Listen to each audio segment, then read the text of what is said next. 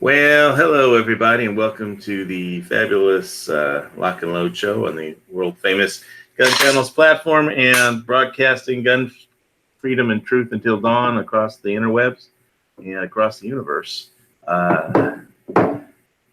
Lots of interesting news always happening out there in the gun world, as I may have mentioned to those who were awake during last week's show and not passed out on the side of a road.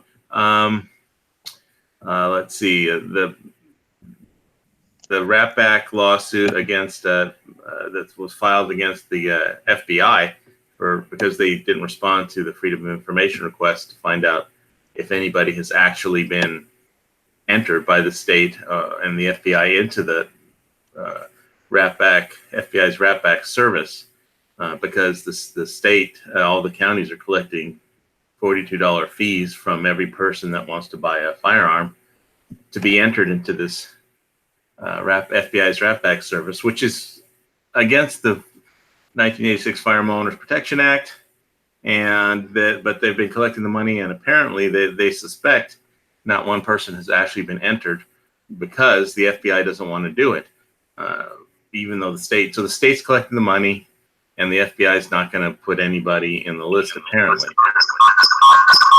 All right, what was that? Somebody's. Dusty jumped on with his computer and his phone, and he's getting feedback. Oh, okay. I figured out how to get on. That's right. I was able to create a negative feedback loop like that once when I had a recording studio, but you managed to somehow figure out how to do that. Which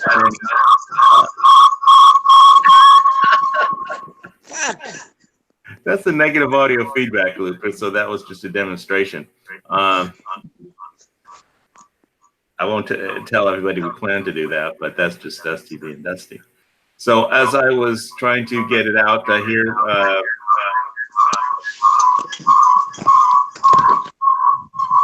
Dusty, I'm going to have to mute you for a minute if I could find my way back to the control for the show. Let's see. So I'm going to hit the mute button on you for a second.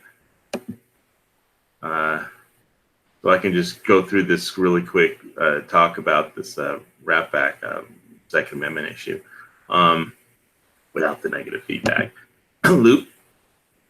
I required a Lexicon PCM 70 to do that. So let's see. Under Rat Pack, an authorized agency submits the fingerprints of the person to be monitored for retention into Rat Pack. This will result in an ongoing review or continuous evaluation of the criminal history status of each individual for, quote, as long as the individuals are appropriately subscribed to the Rat Pack service, unquote. During that subscription timeframe, the service reports back to the authorized agency with ongoing notifications regarding arrest warrants or some other criminal activity being flagged in relation to that individual. In Hawaii, state law imposes a registration requirement on almost all firearms. So except for black powder, I think. Under a bill signed into law in June 2016, Hawaii became the first state to couple this registration requirement to the Rat Pack service. Anyone who applied to register a firearm or renew a registration, why would anybody renew a registration? I mean, okay, and provided fingerprints as part of that process was to be entered in the FBI's Rat Pack service database. According to the state government, firearm registration applicants must sign a consent and notification form to allow the use of their information in Rat Pack with increased fees following the bill's enactment. Rat Pack services began retaining fingerprints for all new firearms on December 4th, 2016. The registration is denied for anyone who refuses to provide this consent. So I haven't even bothered to apply to get a permit. I didn't renew my long gun permit. I stopped. It's like, I'm not buying any more guns if I have to be in the Rat Pack service. But apparently they're just collecting the money, and they suspect that nobody's ever actually been entered because the FBI knows it would be in violation of federal law to do that. The state, basically the governor asked his attorney general, is this okay? Can we really do this? And the attorney general said, sure. Go ahead. So signing the bill into law, Governor Ige asserted its community and public safety justification. Quote, the system will better enable our law enforcement agencies to ensure the security of all Hawaii residents and visitors to our islands. Bullshit. That's a straight out bald-faced lie. This bill has undergone a rigorous legal review process by our Attorney General's office. Bullshit. And the bullshit meter's going off. And we have determined that it is our responsibility to approve this measure for the sake of our children and families. That just comes under the out and out bullshit category. You know, when I watched that show about World War II gold, about them searching that tunnel for Yamashita's gold in the Philippines, it's like they have metal detectors searching for shit, and it's like my bullshit detector just going off reading that whole paragraph. Oh, in hindsight, the governor's confidence in this measure may have been misplaced. Gun rights advocacy group, Hawaii Firearms Coalition, is questioning whether any of the state's firearm owners have actually been enrolled in the RAP Back Service database in the year since the bill took effect. So, to determine the extent of the state's participation in RAP Back under the 2016 law,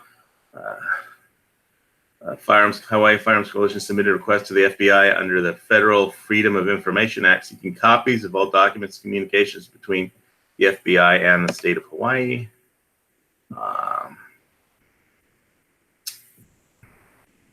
Relating to firearms owners in the state and RAP Back, to specifically include records on payments from the state to the FBI related to firearms owner registration and RAP Back service.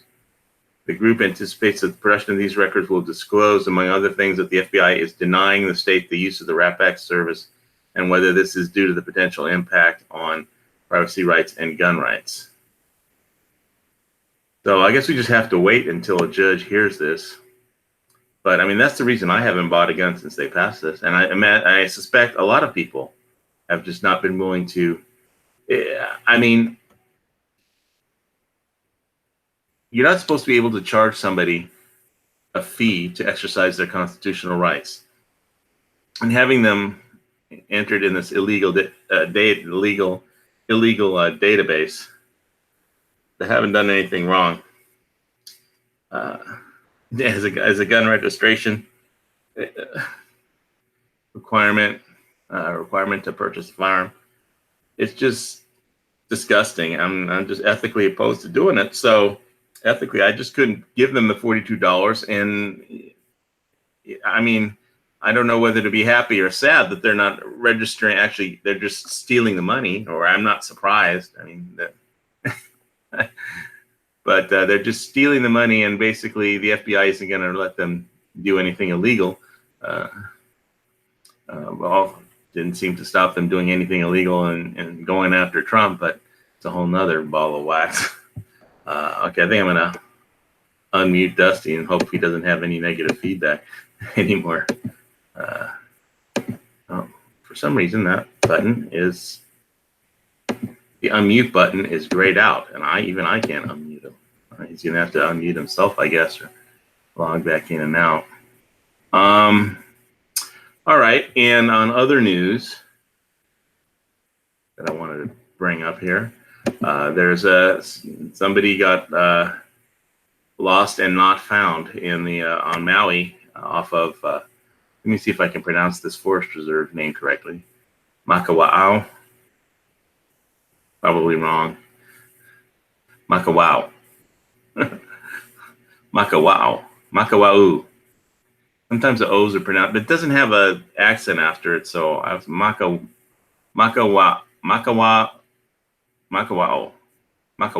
That sounds right.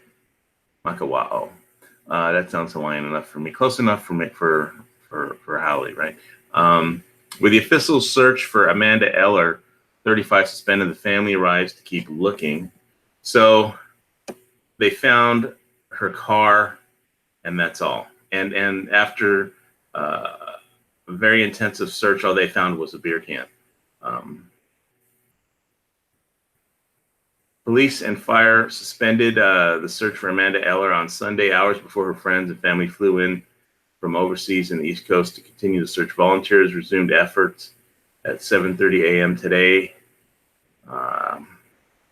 Amanda Eller, a physical therapist and yoga instructor, was last seen by her boyfriend at 7:30 a.m. Wednesday and Sunday evening during a news conference that it was her day off and that she didn't have any plans. That's what her boyfriend said on Sunday. She was supposed to hang out with a friend, but that friend canceled the night before. When her boyfriend got a ride to work at 7:30 a.m., he said he was meditating. We went through her phone. None of her texts, none of her calls signified her going on a hike. It was not unlike her. She likes to spend her days off in nature. Witnesses placed her on the forest trail and her white RAV4 in the Forest Reserve parking lot between 8 a.m. and noon Wednesday. Police recovered her vehicle in the parking lot with her cell phone and wallet inside. You're supposed to take your cell phone with you. And her key hidden under the driver's front side tire. Well, at least she didn't put it in the sun visor. It got all the, like in all the,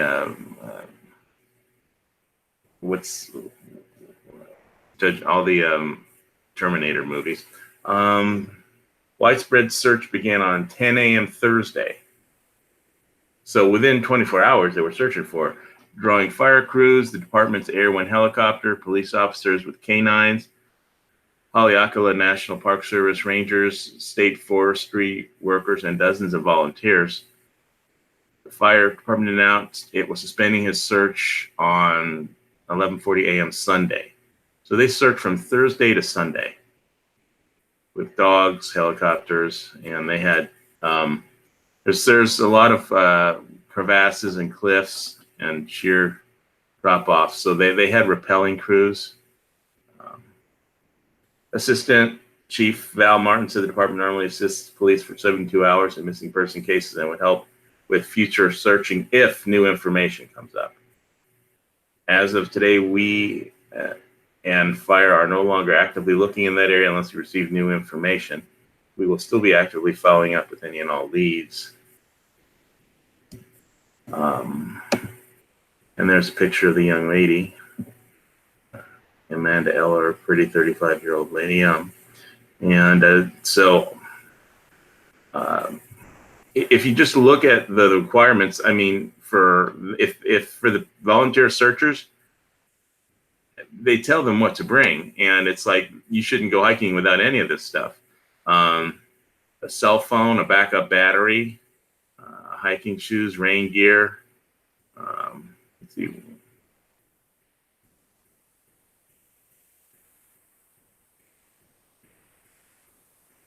Volunteer says volunteers should be paired with good hiking shoes, long pants, rain gear, fully charged cell phone with backup batteries, flashlights, just in case. Though they said the search usually ends before dark. If volunteers have phones with GPS capabilities, they can also download an app, GPS tracks on iPhones, and US Topo Maps on Android. This will allow organizers to create a map showing what ground has been covered. They said they're also looking for people to donate or loan out walkie-talkies. The base camp is well stocked with water, and we're doing okay on food. Anyone wanting to bring their dog should call ahead first. And reminded people to be sure and sign in and out when they arrive and leave so that everyone is accounted for and they don't lose anybody else. So this is like a hunting entrance trail. So a lot of, on the Big Island, a lot of hunting areas have been pretty much closed off to everyone, including hunters, because people keep going on them and getting lost. There's a book, Big Island Revealed, and with a hunting trail at the back of, I think, Fern Forest Estates on Captain's Drive. And there's a hunting trail that people go on, and because it's published in the book, people try and go hiking on it. And when they get lost, and if they can get a cell phone signal out, then it costs, they have to send a helicopter to go find them. And that's kind of expensive, and this county's broke. So they pretty much just closed off that trail to everybody. It's as you can see from just, this is Maui, not the Big Island, but this is a forest reserve. I'm not sure what kind of trees. Those aren't ohia trees. Those are, I'm not sure what those are. Those are palm trees. I'm not sure from the picture. But once you go out any moderate, even like over a few hundred yards, it all looks the same. If you don't have even if you do have a compass, yeah, it's a volcano. So if there's a lot of magma and iron in the magma moving around underground, your compass could just spin around in circles, because iron will throw off a compass, a large amount of iron. Like if you walk over an iron deposit, your compass will just spin around in a circle. So in which case, if you do that, buy that land if you can, and then mine iron. You'll make a lot of money. But so it's just, if you're gonna go, either bring a friend, or at least let people know. And the problem with these places, if you go like looking on for hikes in Hawaii, especially on Oahu or Maui, there's a lot of just sheer cliffs where it's like a 2,000-foot drop and the trail's like 2 feet wide. And it's just, there's like a lot of selfie videos people take jumping over these precipices that are just insane. But that's just the way nature made the trails, and you can close off the trail if you're the government, but people will still do it anyway. So I don't know if this was a closed off hunting trail. It may have still been an open hunting trail. But if it's just because it's in a book like Big Island Revealed doesn't mean that it's safe at all. And you really have to respect the power of nature, or at least gravity, because it's just straight. There's a lot of crevasses that you could just fall off the edge if you slip, and it rains on Maui, and so the rocks get slippery, and it can be dangerous out there. There's no predators really as far as predation by animals. So assuming that there's no foul play, and the only people who would probably be up there would be hunters. So anyway, it's doesn't look good for this young lady. So if you go out hiking in Hawaii, be careful. Just respect what you're doing. Otherwise, you'll have a team of a lot of people looking for you, and they might not be able to find you. And it's just the vegetation is so dense. If you're standing 10 feet away from in front of somebody, they won't be able to see you. And if you're unable to call for help because you left your cell phone in the car, that's just a bad move. So, all right. Let's see if we have any more uplifting stuff. Speaking of tough survival situations, I talked about this show last week. One of the survival shows when I was in hospital, I like to binge watch survival shows, and this one was pretty good on Discovery on Demand, or I guess you could watch it on the website. First Man Out, Ed Stafford, and usually it's him versus either a professional survivalist or a military survival kind of a person. Palau, Thailand, Mongolia, Gobi Desert, and Borneo. Borneo looked like the most radical survival challenge, hiking through the mangroves.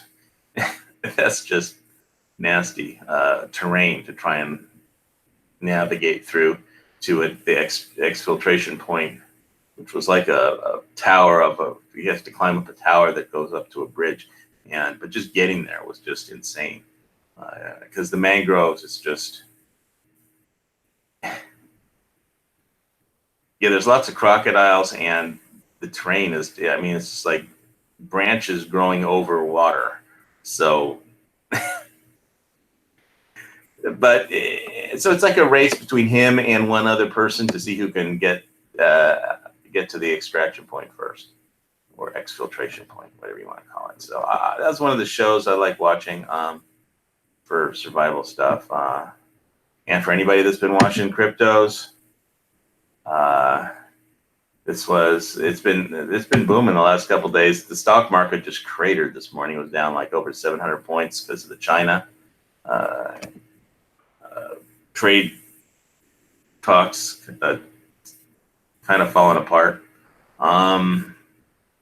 Bitcoin up 12.19% today.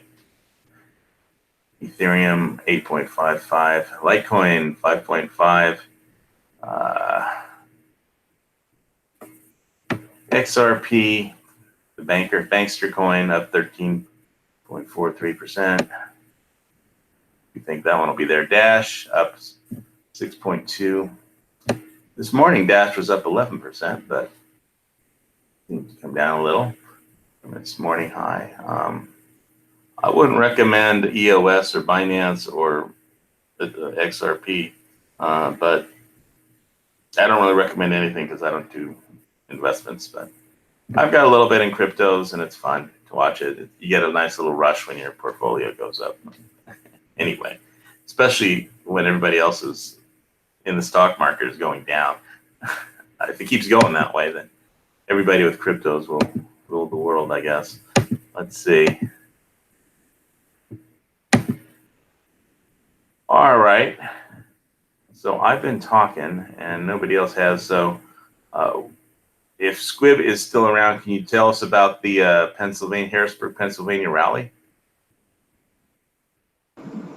Yeah, last Monday there was a rally in Harrisburg, that's the capital of Pennsylvania. They do it every May, beginning of every May, and people go into the state capitol building, and they have speakers in there. The first time I've gone to Harrisburg for this, and you can open carry, sort of, and How do you sort of open carry? well, here's the thing. The Pennsylvania state law, the way it's written, there is no law against open carry. Therefore, you can open carry in Pennsylvania without a permit by default. However, the governor has declared a state of emergency in the state of Pennsylvania due to the opioid crisis. Therefore, he says you cannot open carry in Pennsylvania without a concealed carry permit. Wait, what? What does it one have to do with the other? So he's not very popular with the citizens of Pennsylvania because Pennsylvania is a pro-2A state. And that's one of the reasons they hold this rally every year. So we got out there. I met another Gun Channels member, Johnny Sprague. I ran into him at the Pittsburgh rally in January, and we worked it out where we were going to carpool together. He lives in Eastern Ohio, right there by the Pennsylvania border. So we just met on the border, and we carpooled from there. And we followed FOPA as far as transporting our firearms and whatnot. And got there, and the police had a room off to the side with all these cubbies, and you could check in your firearm because you were not allowed to bring a firearm or a knife inside the Capitol building. So you went over there and you just filled out some paperwork. You filled out the top copy and the bottom copy, and one was for them and one was for you. And you could actually watch them put your gun in the cubby. They took belt and all. What they didn't want to do was they didn't want to remove any firearms from their holster. So you either pulled your concealed carry holster or you pulled your whole gun belt, and they just stuffed it in there. What they were trying to do was avoid, even if you told them, hey, it's not loaded or it's not chambered or whatever, if they didn't touch the gun, then there wouldn't be a risk that they would actually cause a negligent discharge. And They were really, really good. I mean, they were cracking jokes and just, it wasn't what you would think. You would think, oh, they're confiscating our guns and stuff like. No, it wasn't anything like that. These guys were gun guys. For cops, they were gun guys. And at first, we weren't going to go in. We were just going to stay outside with all the people out there with their rifles and flags and stuff, because you couldn't check in a rifle. You can only check in handguns with the police. So if you had a long gun, you couldn't go in the building at all. And finally, we just said, nah, screw it. So we turned in our knives, turned in our guns. And when we got up to the entrance, sorry, we're at capacity. Are you kidding me?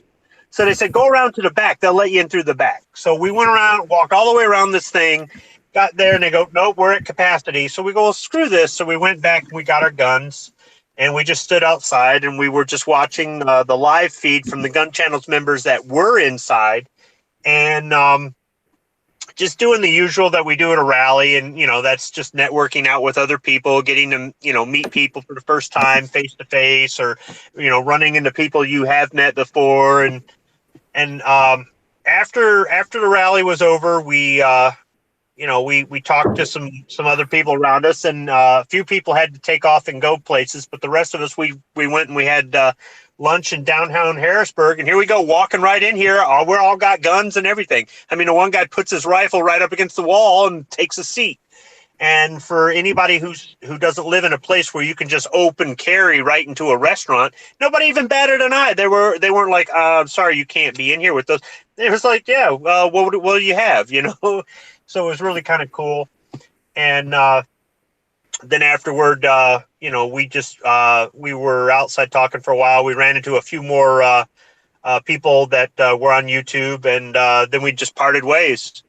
But it was a good experience for me, because if I go to this rally next year, or if I try to make this a regular thing the beginning of every May, I've got a better idea where to park. I got a better idea, I'll go check my gun in right away instead of waiting. If I hadn't waited, I could have got inside the rotunda. Was it really interesting is, if anybody knows the Gun Collective channel with John Patton and Adam Kraut, I got to meet Adam Kraut. So I was looking for him a week before at the NRA show, and he was there, but he was tied up with all kinds of stuff. And he just comes walking down the street, and I'm gonna go, Adam, and it's kind of cool. So, and I know some people in gun channels don't like Adam Kraut, but I actually think that he is pro Second Amendment, and I would like to see him get on the board of directors for the NRA. So I just let him know that I thought he was doing a good job, and I really like the format of the legal brief and stuff like that, because I know that they catch a lot of crap from a lot of people that call them sellouts and shills and stuff like that. And I just want to know there's at least one person out there that appreciates him. But I got to meet a few Gun Channels members that I had never met before, and it was really kind of just really nice to do. And I mean, overall, it's more a networking thing. For anybody who's gone to any of these rallies, it's like Pro 2A networking. So I'd recommend it for anybody who's out there. If you know that your state capital is having a rally and you can get time off work or whatever, get down there and go. If you can open carry, I recommend you open carry. The more people see us walking around with our guns and we're not hurting anyone, the more normal it's going to become. I didn't have the least bit of fear walking downtown with 1911 on my hip, but I wasn't sure how law enforcement was going to be. And they were just really nice. They were professional. I mean, I was really impressed by it. And what's interesting is that day in the rotunda, they had a bunch of school children there to do presentations for all these state senators and stuff. And at first I thought all these school buses show up and all these kids are piling out, and I'm thinking, here they are to protest us. So I walked up to one of the chaperones, and here I am standing next to this school chaperone and a school teacher and 30 kids that they were elementary school age, junior high kind of age. And I've got a gun, and it's in a holster. I'm not brandishing or anything. They didn't even bat an eye. They didn't say, could you please step away or get away from the kid? The kids weren't even like, cool, it's a gun or anything. They were just, nope. They were just there.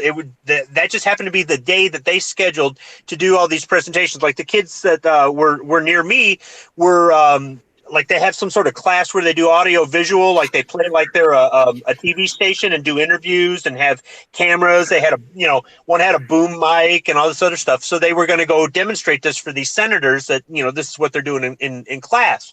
I thought that was kind of cool, but they did not have the slightest bit of, nobody was pointing or saying anything. It was just like, wow. None of the children walked up and said, "Why don't you get rid of that nickel-plated sissy pistol and get yourself a Glock?" No, they didn't say none of that. But it just goes to show that Pennsylvania is a pro-2A state, and their politicians need to get it through their thick skulls that the citizens there are not going to stand for this. The mayor of Pittsburgh, the reason I was there in January is the mayor of Pittsburgh is defying state law by state preemption law. And I don't even know that the governor's emergency order over the opioid crisis is even legal there either. And I really do appreciate the fact that there are people in that state that actually give a crap. And I mean, there were hundreds of opioid crisis have to do with firearms. Precisely. And that's part of the reason they were there, was to say, you're not doing this, not here. And I mean, there were people from out of state there. I was there with a guy from Ohio, Rob D. He's from New York. Kingpin came up. He's from Maryland. So there were people from other states that came there. And I know that there were YouTubers and gun channels members that lived in Pennsylvania. Crazy concept. I mean, and so the fact that we have this rally with hundreds of people there and speakers and all this other stuff going on says that people of Pennsylvania aren't going to take it lying down. And the fact that there were people from other states there says we're here to support you. There were gun channels members and YouTubers that I know that aren't a part of gun channels that were not there, and they live in Pennsylvania. And it's like, dude, this is your state. You need to be here. Well, they weren't. So there were people from, like I said, Ohio and Michigan and New York and Maryland that were there in their place, so that when the news reporters were walking around and shooting their footage, they're counting heads and they're going, I mean, there must have been like 600 people there. So I think it's really good. I'm all about rallies, and I know some people aren't about rallies, but I think that if we make a visual impression on people where they see, here we are, here's 600 people walking around with guns and we're not hurting anybody, that it becomes more mainstream and we're not the villains anymore. We're just law-abiding citizens. I think if I walked into Denny's with a long gun, it's like we lost Patrick. I think if I walked into Denny's with a long gun in Kona, the waitress would turn around, run after shrieking, run into a pole and knock herself out or something. It's like, just such a different. And what's interesting is when we went to Pittsburgh in January, there were county sheriff and Pittsburgh police all over the place. They had cruisers parked up and down the street. They had cops all over the place, and they weren't harassing us or anything. They were there more or less to watch out for us, for these half-assed protesters that they had across the street that I didn't even know until after I left the rally. There were even protesters there. When we went to Harrisburg, we did not see a ton of law enforcement. There were the cops that were working in the Capitol building and the ones checking in the guns, but the streets were not lined with all these empty cruisers and squad cars and cops on every corner and stuff. Harrisburg was a much more welcoming environment than Pittsburgh, but even Pittsburgh was not that bad. And I just think that, look, I understand not everybody can get time off work. I understand not everybody can drive 9 hours one way to go to a rally or whatever. But if there's anything you can do in your own state, or if it's not that far, I mean, when I went to Columbus, Ohio, that's 4 hours away. That's nothing. That's nothing to drive there. So, for anybody who can get to one of these rallies, I recommend you go. Well, we did have the police cruisers lining up around the pool and hot tub over the weekend at my condo, because I saw the surveillance footage, and one of the residents complained because apparently at 2:30 in the morning, a couple of, I guess, homeless ladies were in their bikinis. Girls were in their bikinis in the hot tub with some guy with a bunch of tattoos or something, and the police were called, and one cop showed up, and for some reason he decided he needed to call for backup. because he couldn't handle 2 girls in a hot tub by himself or something. And there was like a dozen squad cars there by the end of the night to question two girls in with just their bikini bottoms on, basically, and that's it. And I think the guy, I don't know if they let him go, wanted to talk to the girls or something. But I saw the footage on the surveillance cam, and it's a little fuzzy, but they basically hopped the fence to get into the pool area, and were making some noise. So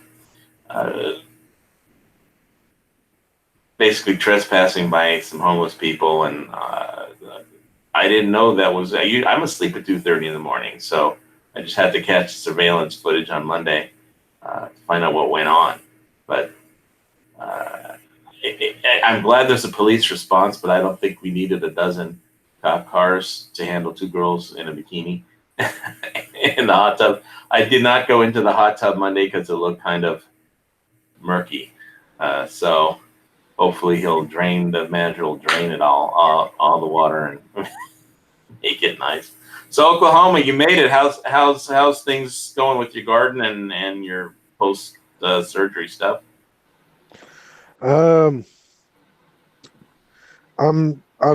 As far as surgery, I'm gonna wait until I think Wednesday to announce the findings. I've got an appointment on Wednesday at 2:00 at the doctor, so I'll wait till then for them to give me the official Biopsy results. Yeah, but judging from my family history, I'm not holding my breath at all. Well, don't hold your breath until Wednesday. I mean, well, Hey, don't worry about those. So I have to have that same treatment every 3 months because my surgeon learned that I produced those polyps. So I have to go through a colonoscopy every 3 months now. oh yeah. I do not envy you. So, but hey, it's better than having the cancer, right? Yeah, I guess you're right. I mean, yeah, I'd rather have to go through that every few months or every year than to have cancer. But yeah, I agree with you. Every day you're looking at you're walking in the sunshine and looking at the ground, looking at the grass from the top down instead of from the bottom up is a blessing. You're right. I completely agree. At some point, in your life, you realize that, and for me, it was in the hospital bed where I was told you about that blonde therapist who had to teach me how to get up out of bed all over again. And it was like, at some point in your life, you realize that you're closer to the end than the beginning. But you can still, it's like, just live every moment as if it's, your last day. Just have fun. And Yeah. if you got to go through some medical mumbo jumbo, I mean, it's not fun, but it beats the alternative. Right. Yeah, the only unfortunate thing. What was that, Dusty? I said my surgeon's a gal, and she is very cute. So Mine is too. better. Yeah, so you got double. Oklahoma got it from both ends from this girl though. Apparently. Yeah, and she didn't even buy. Well, I guess, I mean, if you think about it, the magnesium citrate, I guess, or the citrate, magnesium citrate, I guess you could consider it. She bought me a drink, but I didn't like the results of that drink. But no, yeah, I did get an endoscopy and a colonoscopy, and the results of both were not really favorable. For those of you who have not watched my my video on the results or on that day, I highly suggest you watch that video because there's a clip of me that when I just came out of surgery. The clip is very quiet. You got to hold it up to your ear, but I was joking and in good spirits, even though that I was sedated. I was still joking and in good spirits through that. So check that video out. Same here. I asked Yeah, my surgeon which she did first. right. Because I did not want it. I kind of thought she should go down my throat before she did my, the other. Yeah, So, d- don't worry. Apparently, they don't use the same scope for both procedures. So apparently that is a very very common question. Uh, I mean, me being in the medical field, um, I I know better because that's cross contamination and that's very dangerous. But yeah, don't worry, they don't use the same scope for both procedures.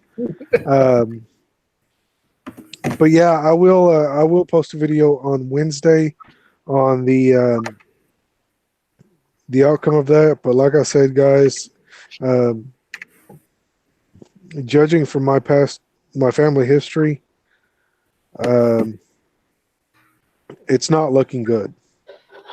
So, and I do want to say thank you to every one of my viewers that has called me, Hawaii. Thank you so much for calling me the day that I got out of my procedure. You know, it means a lot to me. All my viewers that have sent good thoughts and vibes and prayers and all that good stuff my way, it means a lot to me. But the final outcome will probably be Wednesday on that.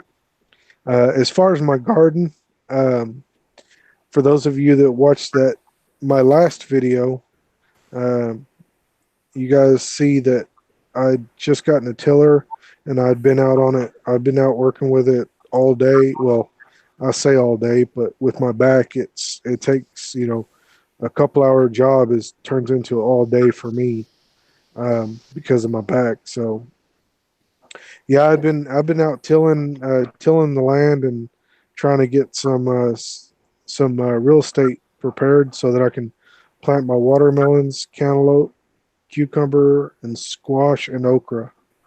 And I'm still halfway done, and that should have been done in like 2 hours. So it took me an hour, or it took me a whole day to do that. 2 hours. Took me a whole day to do basically an hour's worth of work. But yeah, I've had my garden's come along. Unfortunately, I did harvest a jalapeno that day. You guys saw that I harvested jalapeno. Then yesterday, I got two more jalapenos. I had a couple of burgers. I just love fresh raw jalapenos. Um, and so I went out and picked out two more. And then today, I had a couple of sandwiches. I was gonna eat some more jalapenos. And sometime overnight, last night, a rabbit had gotten Again? in. That rabbit? Yes, Oh. dude, I have one little jalapeno left that's not even an inch long, and the rest of them are gone. Actually, I was out hoeing around in my garden, hoeing my garden earlier, and I found one of the jalapenos, and sure enough, it's got rabbit teeth marks on it. I mean, it's got little nibbles on it, Dude, it's so I rabbit know season. for sure. I'm just saying Dude, it's rabbit season. rabbit. Luckily for me, rabbit's open season, and I'm going to town on their asses. Pardon my language, but I'm going to town on their asses because they're messing. You're messing with my emotions. You mess with my money. You mess with my emotions. You're And- messing. The rabbit's messing with the wrong YouTuber. Exactly. And for the first person that comments right now on that movie quote gets 10 points. 10 man points. 10 man points. For the first person that names the title of that movie that quote come from. But anyways, yeah, I'm still having rabbit problems, and I've still got to go through and put some more rabbit fence around, and I have nowhere near the amount of rabbit fence that I need for the amount of real estate that I have. So I'm gonna have to end up getting some more fencing some 2x4 not welded. I'd like to have welded, but I don't have the welded wire. So 2x4 link wire is what I'm gonna end up getting. And yeah. Well, I went to my last Walmart trip. I picked up. I couldn't believe it. They had Lighthouse brand freeze dried herbs in the herb section at Walmart. So I got some freeze dried garlic, freeze dried dill, freeze dried oregano, and they had some other stuff. But I probably should have picked up more. But I was like, I've never seen freeze dried herbs for sale like that before, and I was like, oh man, this has got to go into my prepper stash because I don't have a garden for that kind of stuff. So I was all down for that, and I was because I've never seen freeze dried herbs like that before. And see, I planned on taking a video of the job that I was going to do today, because in the last video I mentioned that I have to mow a lot of that Johnson grass down before I can till it up, because the tiller was getting really clogged up with some tall grass. And I did go out and I went and got my ride lawnmower today. And as soon as I didn't even get off of the daggum thing, when I got home, I just dropped the deck and engaged the blades and started going to town. And by the time I realized, hey, I'm supposed to be making a video, I had already shut the tiller off for the day. So I do apologize about that, but I will get a video probably Thursday. I'll put a video up. Actually, I'm going to be putting up a video Wednesday, and so it'll probably be Friday before I put up a new video on the garden.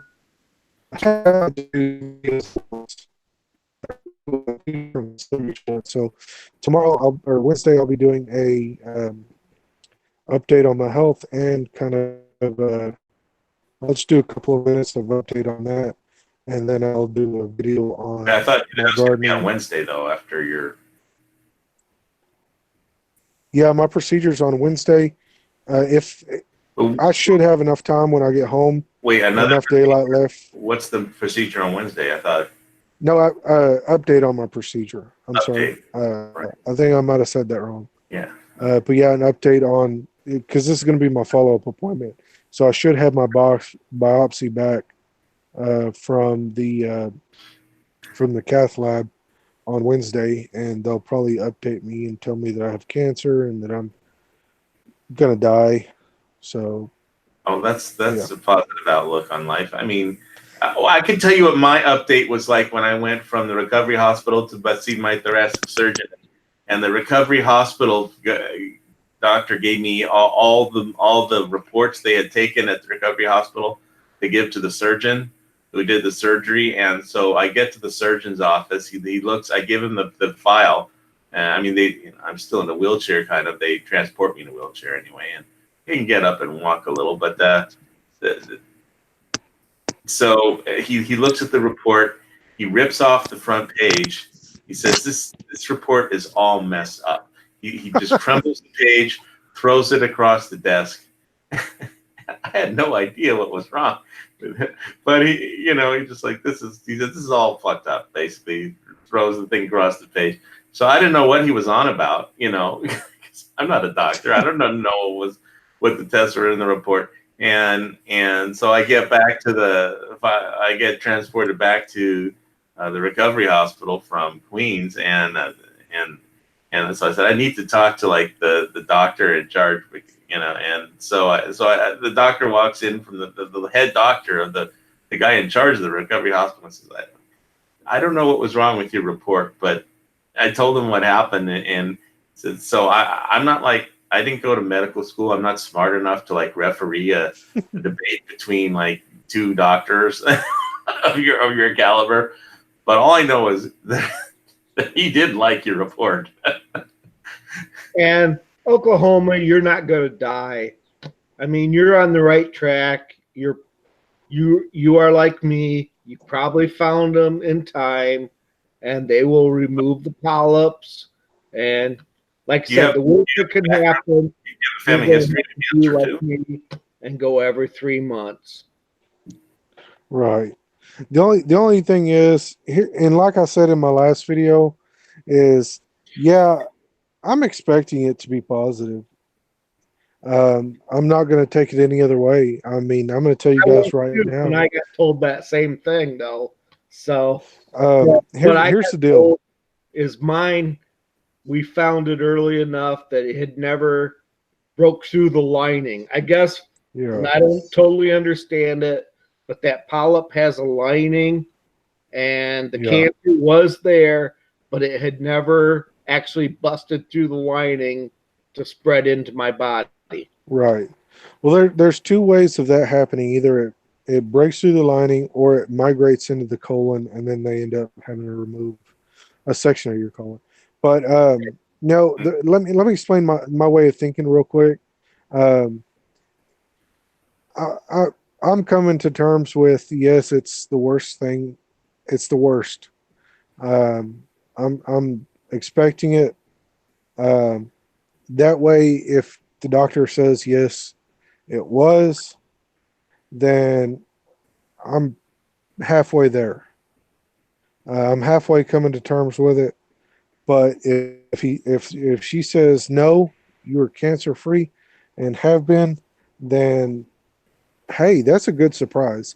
I'd rather have a good surprise than a bad surprise. Um, I had and when I had my angioplasty, I had the advantage of, I mean, they stick a catheter with basically a wire with a camera up your arm into your heart. Look, the cardiologist yeah, looks into it, and I had like instant results. The gut cardiologist just taps me on the shoulder and says, "Hey, Steve, you need a quadruple bypass." Like a matter of fact, like, oh, by the way, you need a quadruple bypass. You know, right. and it's like, okay, well, I'm going to argue with him. He's looking straight into my heart, but it's like you don't have to wait for a result, but you have to. You can't do that with a biopsy for cancer. It's No, different. it's got to be sent off to the cath lab, and they've got to biopsy it. And But it's like uh, I didn't know I had a 98% blockage on all of my arteries, pretty much, except for like one, and it was like there were no symptoms. I mean, I felt like I could have just got up and walked away because there weren't any symptoms. I felt fine. yeah, I could have literally got up and walked. I was walking around fine. Wasn't anything wrong. And except there was. So, well, luckily they got it before it got worse. I mean, had they not found it, I mean, and then I you could have treated it. had it right. I would have been dead. Yeah, I mean, you would have had a Somebody massive do the lock and load show. right. So I mean, there's What is things to your be age? thankful for. Are you in that 50 to 60 age range? Who, me? Yes. No, God, no. Oh, I'm really? still, What do you yeah, mean, God? No, I mean people get old. I no. mean, Well, I don't mean that. I don't. Hawaii. Let me explain something to you. For someone of your age, I hope I look as half as good as you do. I mean, you look like you're my age, and I look like I'm your age. But no, yeah, people in I'm the hospital thought it was in the cardiac ward thought it was too young for that operation. Just looking at me, and yeah. the surgeon marched in and then like wanted to know if I was what was up because I didn't Are look you older. really you? I mean, because your date of birth and you do not look anything like your date of birth. Right. No, no, I'm well below that. I'm probably, let's say, I'm 32 years old Okay. this February. So you're in So the kids range then. yeah, So we need to but be working on Squib to go get the same test done. it's something that I wouldn't wish on my worst enemy. The prep Everybody procedure. needs to do. The first 2 days I wouldn't. The prep, the day before and the day of, I would not wish on my worst enemy. The No. procedure itself was, I mean, they knocked me out and I woke up. Luckily, not in the middle of surgery or not in the middle of the procedure, but they knocked me out, and I woke up when I was supposed to wake up, and not any sooner. People have problems with anesthesia, and some of us don't wake up, and they worry about. But Yeah, I'm scared of my next one because the last one I had a real problem with the anesthesia, and I almost died on the table doing it. Well, you have to have a Right. very good anesthesiologist. Yeah, I did quit breathing, but that was due to apnea. They ended up having to put a nasopharyngeal airway in my nose, so the tube that goes into your nose, the green tube that goes into your Yeah. nose to help you breathe. I ended up having to have that, which I warned her about. I told her that I was apneic, and she's like, "Well, we'll just if you get apneic, we'll do a jaw thrust maneuver, and if it doesn't work, then we will put a nasopharyngeal airway." And the first thing I felt when they were waking me up was I knew they'd stuck a tube down my nose. It was uncomfortable. It was not. I mean, it was horrible. yep. And then, that's the first thing I said. I just when wanted to when say this about that whole medical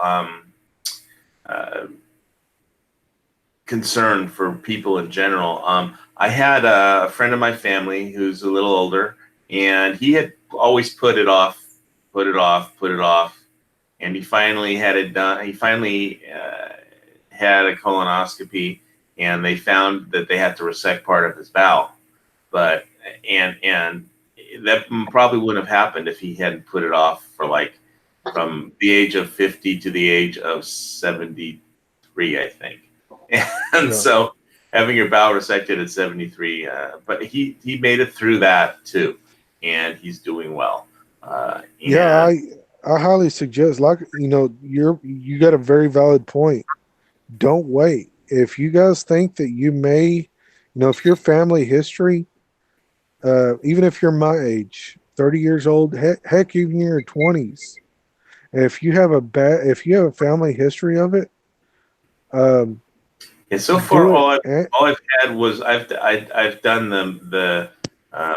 my primary care doctor gave me that test that kind of like the mail-in test, except I just dropped it off at the lab instead of mailing it Yeah. in, and where you just collect some of your own fecal matter and they test that. It's like 95% effective, but it's not completely effective. So Let me stop you right there real quick.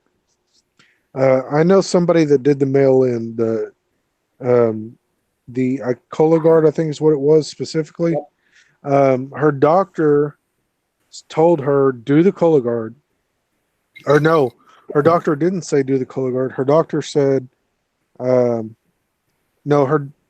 let's see, she did the Cologuard on her own. The company that she worked for at the time had just gone out of business. So she was in between healthcare providers. She was in between, I wouldn't say healthcare provider. She was in between insurance benefits. And if you're going to do anything and you have a good health insurance program, I repeat, do not go do that Cologuard thing. And what happened with her is she did the Cologuard in between her health care benefits. It came back as a positive for colon cancer. So now pre-existing condition. it's a pre-existing condition and they will not cover it. So do not do that. Unless you have health insurance. My health, and that's how we found mine. My health provider required I do that test. But you sent in one of your dog instead of you. So We did that test, and then it Oh my came back goodness. positive, and that's how I had to go to a surgeon and have the other test done. well, If you have insurance, do it, and hope that your insurance covers it, or if you can do it through the doctor, through through your primary care physician, do it that way. But if you're in between healthcare providers, do not, or health insurance companies, do not do anything with any doctors in between any health insurance companies. Because if it becomes a pre-existing condition, then it is no longer up to them to do it. You now have to pay out of pocket for it. And trust me, you do not want to pay for any cancer treatment out of pocket. I know a couple of people that. Go ahead. I said, I'm just saying you can't afford to pay it out of pocket. For the oil field, we had when I worked in the oil field. I didn't work in the oil field. I built nitrogen units for oil field companies. We had Cigna insurance, health insurance, best insurance that I've ever heard of. Makes Blue Cross Blue Shield look like freaking welfare insurance. If without Cigna, this woman would have had to pay over $700,000 in 1 year out of pocket on her husband's procedures. And that was the first year. She said by the time she was all said and done, it would have cost her $1.2 million out of pocket. Yep. And the health insurance company paid for everything. And at the time, Cigna, it was like a stupid amount before you had to pay a copay. And I want to say it was like $250,000 before you had to pay a copay.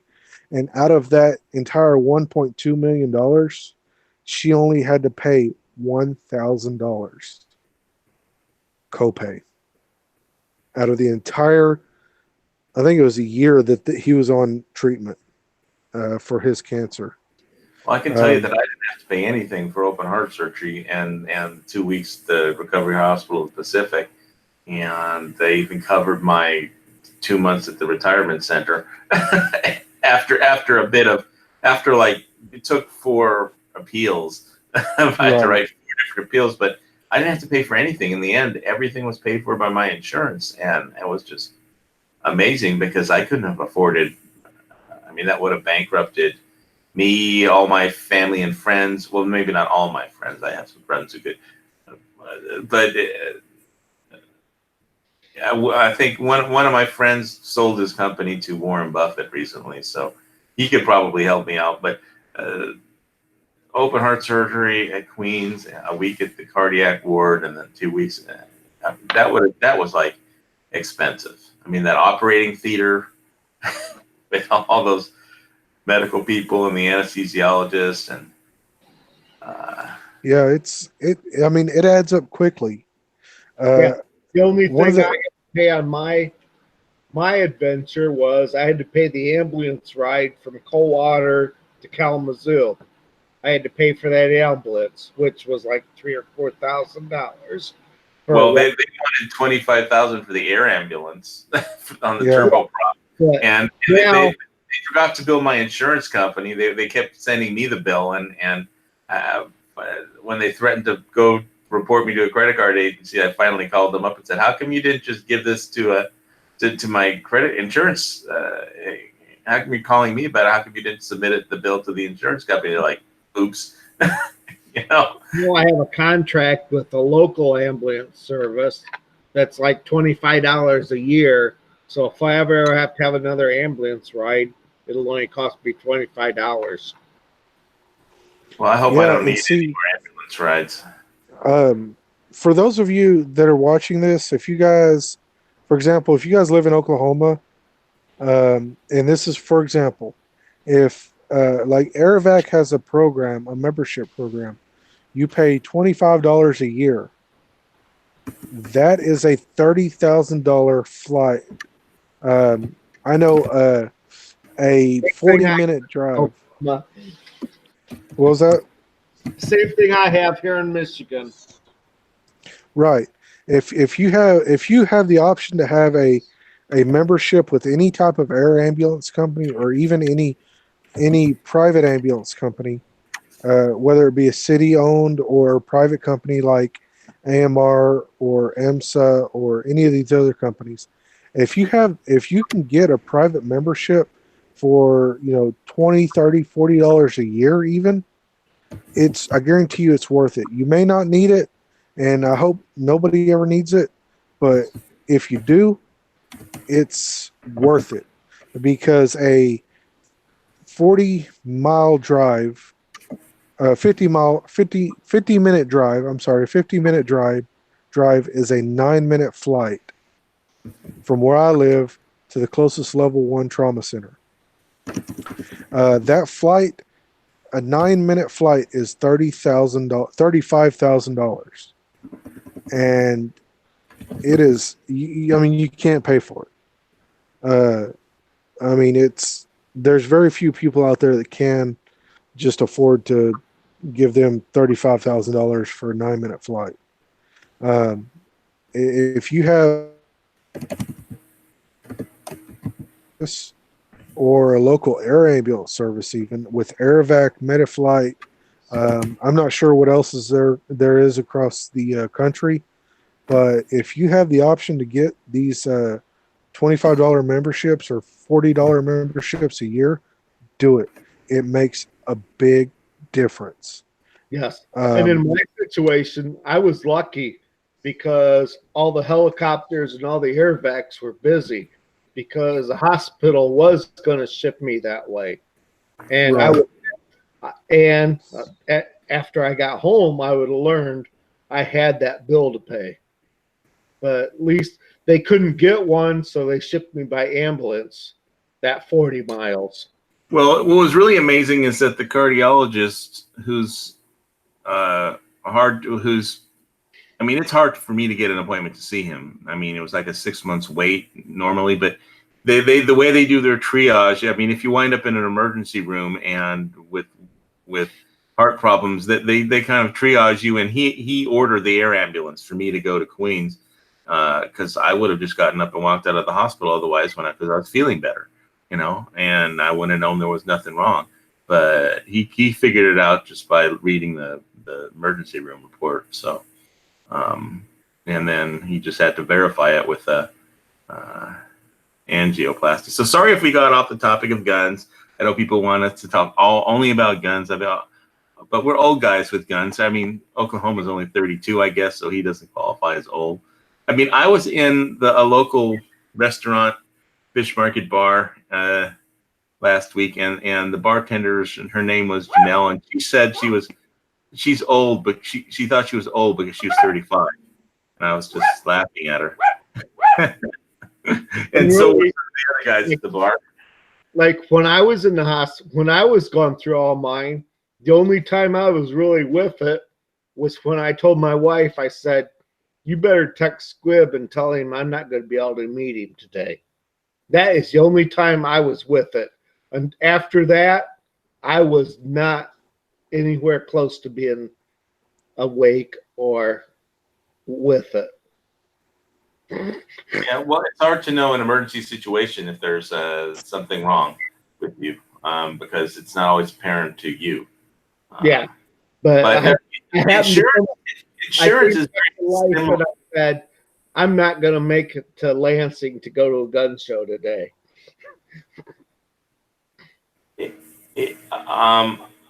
I would just say insurance is a lot similar to like owning a gun. It's one of those things you hope you never need to use, except you don't get to take insurance out to the range and shoot it.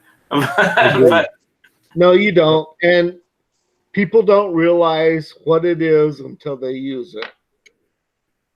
And that's the problem. That's where most people don't understand. Everybody thinks they're healthy, and they think there's nothing that can happen to them. Everybody thinks they're what is it when you're invincible? You're immortal or something. Immortal. You think it never happened to you. Yep. You will think it never happened to you until it happens to you. So yeah, until you're in the yes. back. the most amazing thing was like being in an ambulance wasn't that I was having problems breathing, and I was like just looking out the window of the ambulance and watching the lights go by while the siren was on. I was like, is this really happening? I mean, it was like a concept that was like, I've done that for 4 years straight, several times, although I was the driver. But well, yeah, you were looking out the back. You're looking where you're going and not out the back window. Yeah. But no, it's you're right. Even when you are the patient, even to this day, it's like what I mean. It's like, is this really happening to me? I mean, I've expected it and anticipated it for years because I knew eventually this was going to catch up to me. Like I said before, I always expect the worst and hope for the best. It's not I don't see it as a negative way of thinking. I see it as prepare for the worst but hope for the best. I'm hoping that everything comes out clean and positive or clean and clear, but at the same time, I'm expecting that it's going to be bad. And I guarantee you that 90% of the people in the back of my ambulance, when I'm taking them to another hospital, or I'm taking them to the hospital, or heck, even if I'm waiting on a helicopter to land to pick them up out of my ambulance, I guarantee you that 90% of them would have never thought that this would ever happen to them. But I believe that I think it's $25 a year. With Aerovac, it's $25 a year for a family of 4. And then, like for 4 or more is like $40 or $50 a year.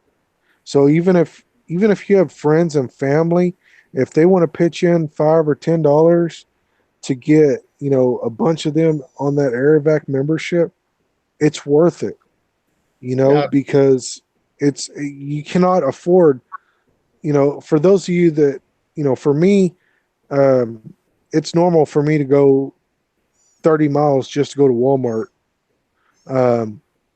Because I live in such a rural area, and that 30 miles is a 6-minute flight or a 5-minute flight by helicopter. My Walmart's 1 block away. Well, you're lucky. and there's a bunch of people there that live right there, but still sometimes they have to be transferred from one hospital to another just because of, they don't have a cardiologist there at the time. Sorry, the cardiologist is on vacation. We're having to ship you from Tulsa to Oklahoma City now. It's a 4-hour drive or a 2-hour drive. It's probably going to be a 12-minute flight. So you're looking at $40,000 or $50,000 for that. Anywhere between $25 and $50 a year is what I'd rather pay on something that I hope I never need. But if I do, then I don't have to worry about a $50,000 bill. All right. So now that we've covered all the old guy health things and even the young person health things, switching the topic. No, wait. Wait a minute here. Why did Dusty say that I need to get this shit? Because I don't think you've ever had it done. Why would I get something done that I don't need? Yeah, well, I think you need it. Let me ask you this. I don't know how old you are. Huh? Are you a doctor? Every guy needs to have it done, Squib. And I think you're a guy. I mean, you want me to have a procedure done to check for something that is not in my family history ever? It don't matter. It wasn't in my family history. Squib. Wait. I think he needs to hit 50 first. I think when you hit 50, then that's when you start checking for it. I have a lot of family that has died from this. It's a very, very painful way to die. It's a very miserable way to die. When you start getting the AARP magazines, whether you want them or not, then and all that, then and you start seeing AARP commercials, then it's time to like at least get the colon guard I'm test. not worried about it. I'm probably going to die in a You motorcycle are crash. a male, though, Squib, right?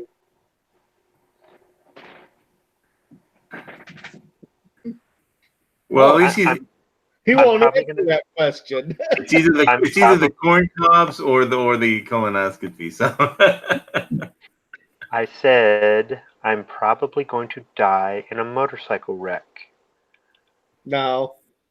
If I don't die from that, it'll probably be an industrial accident or some freak accident while I'm traveling, like the plane will crash or some stupid crap like that. Squib, I hope I hope that you live until you're 90, 190 years old. I don't.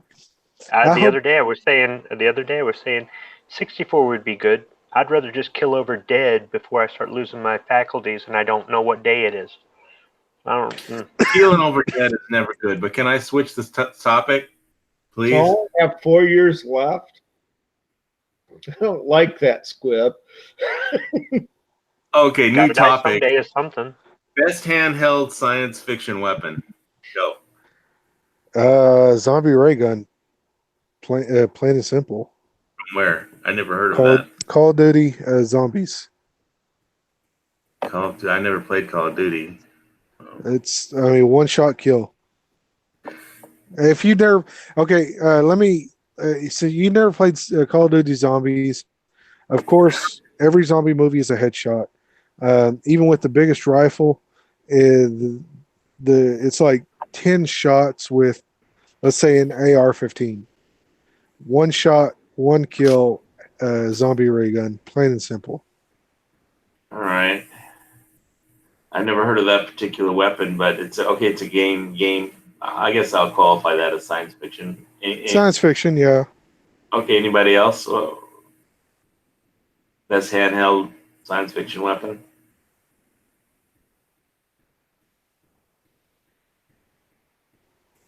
I guess I'm the only gamer. If I would have to go real world, I would definitely AR hands down. Well, but this is science fiction, not real world. It's the best Right. science fiction handheld weapon. I would have to stick with zombie ray gun. Okay. Well, Squib and Dusty are thinking about that one. I'm going to go with. Dusty does not like science fiction, and so I have no idea what you're talking about. You don't even like Star Wars? Okay. Star Trek, Star Wars, none of that. I'm going to go. I never watched them because I don't like crap like that. We just can't get through to some. He's unhelpful. You need to get another test, a medical test for that done. But I'm going to go with the proviso, with the downside that you have to be a telepath to use it. Psionic resonator as the best handheld weapon, because you can basically kill someone with a thought. Never heard of it. What's that from? Star Trek. You know, the Next Generation. I was going to ask you. There's so many Star Treks out there that, there's don't know which one, but I'll have to check it out. What? Psionic resonator it's a handheld artifact that has 3 Vulcan symbols on it: the god of war, the god of death, and the god of peace, and amplifies the malevolent thoughts of the target, and they, to be reflected back upon them by the user, who can kill with the thought. So it only works on people that have malevolent intent, but there's no defense against it. So it was, and it's instant. It's just a thought. But if you want to have a weapon that that a human could use without being a telepath, I'd have to go with the Jem'Hadar rifle. It had was an energy weapon that also that could be it could have like anticoagulants and other kinds of poison inserted into the energy beam. So if you hit somebody, if you hit your enemy with it, they would just bleed out over time, even if it was just a nick. So I think the Jem'Hadar had the best weapons. Changing the subject again, kinda. Okay. Sorry, this has been bothering me for, well, not really bothering me. This has been on my mind for a few, probably about almost a week now. I saw on, and I don't know if you guys have talked about this earlier. Of course, I just got on, but my question is, my curiosity is, I saw on Facebook the other day that Hawaii is looking to ban tobacco altogether. And my question for you, of course, Hawaii, you live there. What is your thoughts on it? Of course, you're probably just like me. I could care less either way. But as far as, I mean, there's a lot of people that would, shit a brick and go absolutely nuts over this type of a ban. But what do you think about the situation, and what do you think that could possibly happen? Well, I've been in the situation where, because of my medical condition, I'm sensitive to it, and like I was standing outside the hospital, Queens, where all the patients were waiting, and like two guys were just sitting there puffing away cigarettes, like right next to like 36 cardiac patients, and I was just like on the edge of violence, and I don't know, maybe what they weren't doing wasn't illegal, I don't know, but I've been like ready. This building here where I live, all the owners got together and voted to make it a no smoking for the house rules, and to register it with the state as to make it officially a no smoking facility. And we have a smoking pavilion that's set up if people have to go smoke, where it's just away from all the buildings, and they made it really nice. There's brick floors, wrought iron seats, a nice cabana, and it's really nice for all the smokes, but it's away from everything. And so when it's like, if somebody's going to go, like somebody started smoking in the pool area, and I was pretty much, they're usually tourists who are vacation renting, and so they could give a shit about the house rules or the laws. So I'm pretty much ready, if somebody blows smoke in my face, to just bring out my fighting sticks, put them in a choke lock, and march them off of the property. And if they resist, I'll just choke them out and drag them off the property.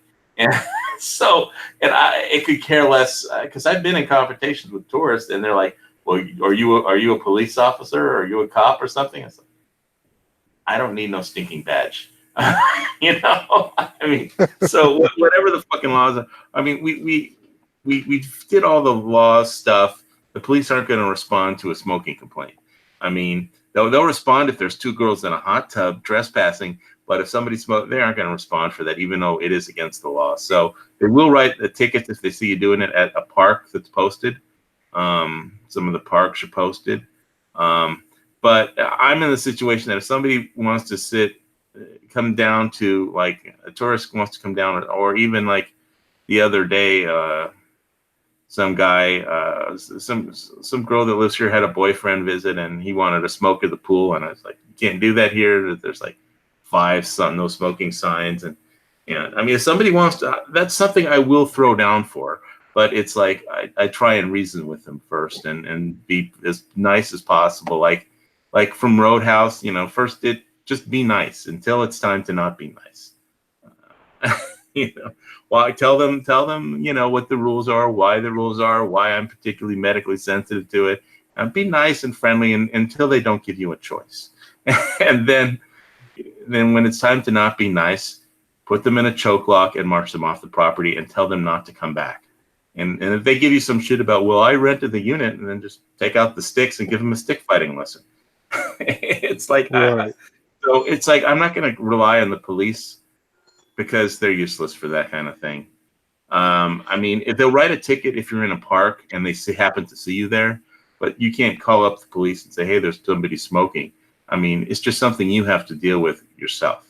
And if that sucks, because you shouldn't, as like a medically sensitive person, you shouldn't be the one to have to Suffer. be the one to enforce the rules and the law. Right.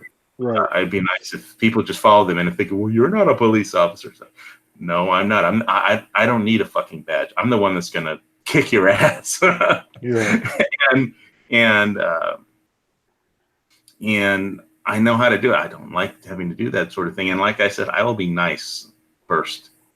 And it's like the last time the guy marched off, and he made a Snyder mark as he was leaving and going to the smoking area instead of smoking where I was, where there's no smoking by the pool, and which is where him and his girlfriend was smoking.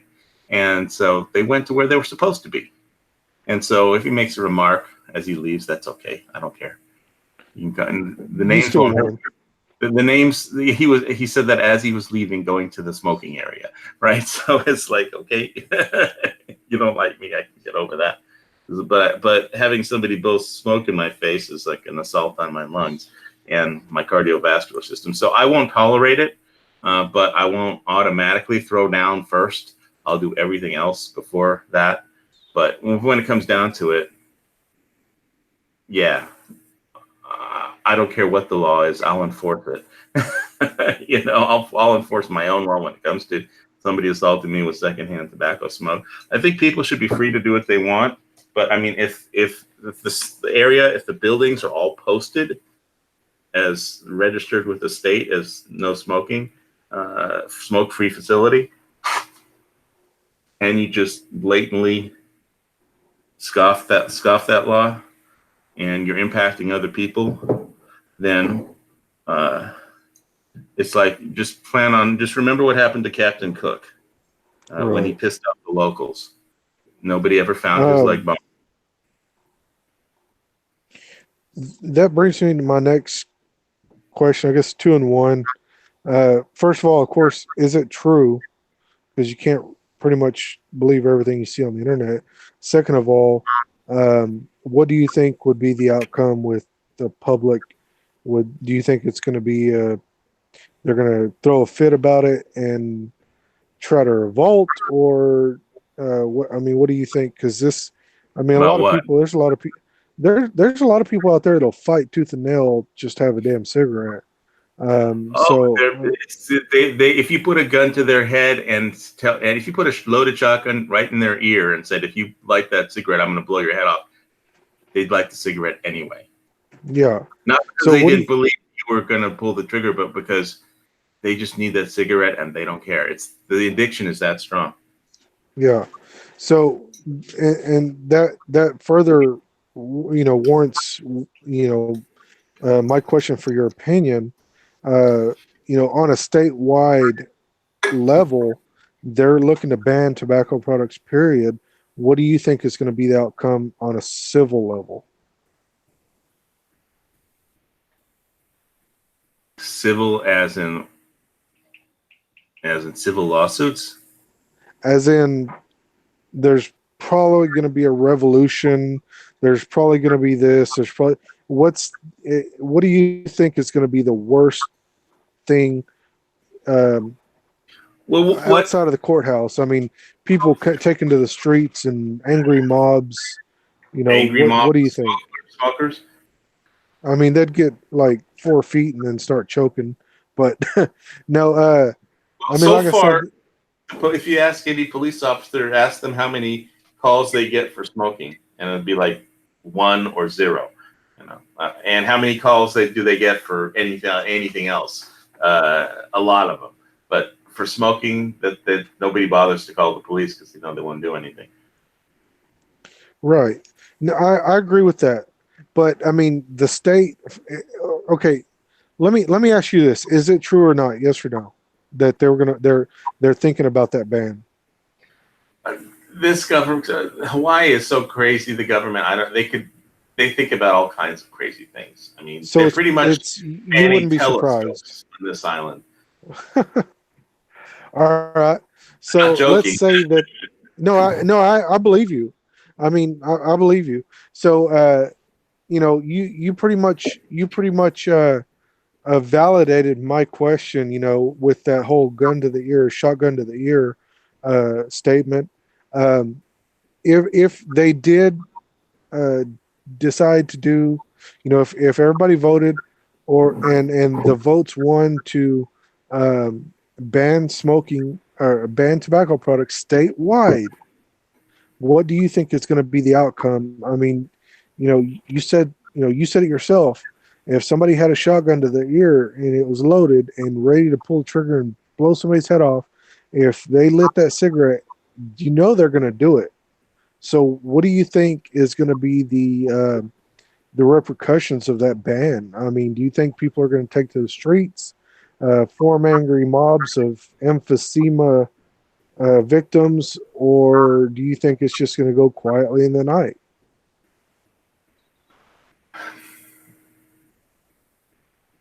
The only thing people in Hawaii protest about are stupid things.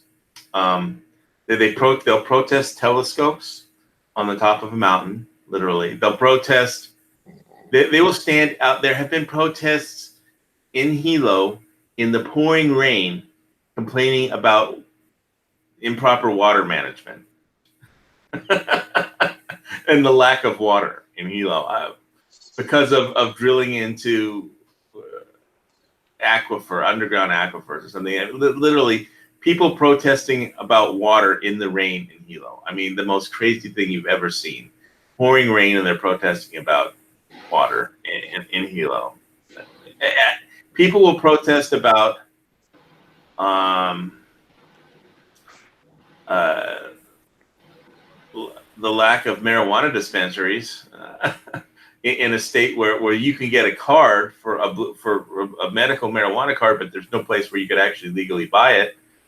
And so they've tried to fix that because the lieutenant governor, when he was a state senator in charge of the medical committee, he got paid off by the corporations that bought the licenses to do that. So, that's a whole nother thing.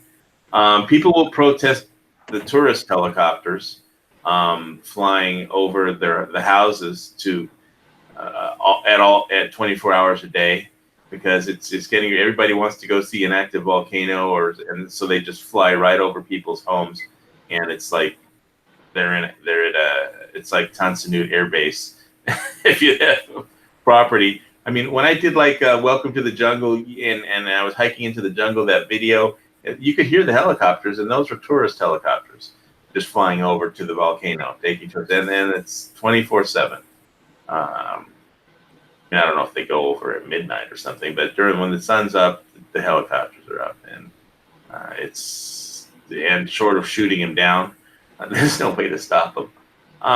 People will protest that, but other than that, people don't protest anything in Hawaii. They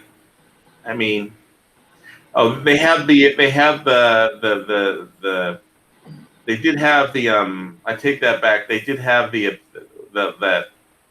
that anti-Trump pink, the ladies women's march, where the pink ladies are protesting Trump or something. I forget what the Women's Day march or something. I don't know what it was about. Something about abortion, free abortions, or I don't know. I don't know what it was about, except it was like an anti-Trump thing.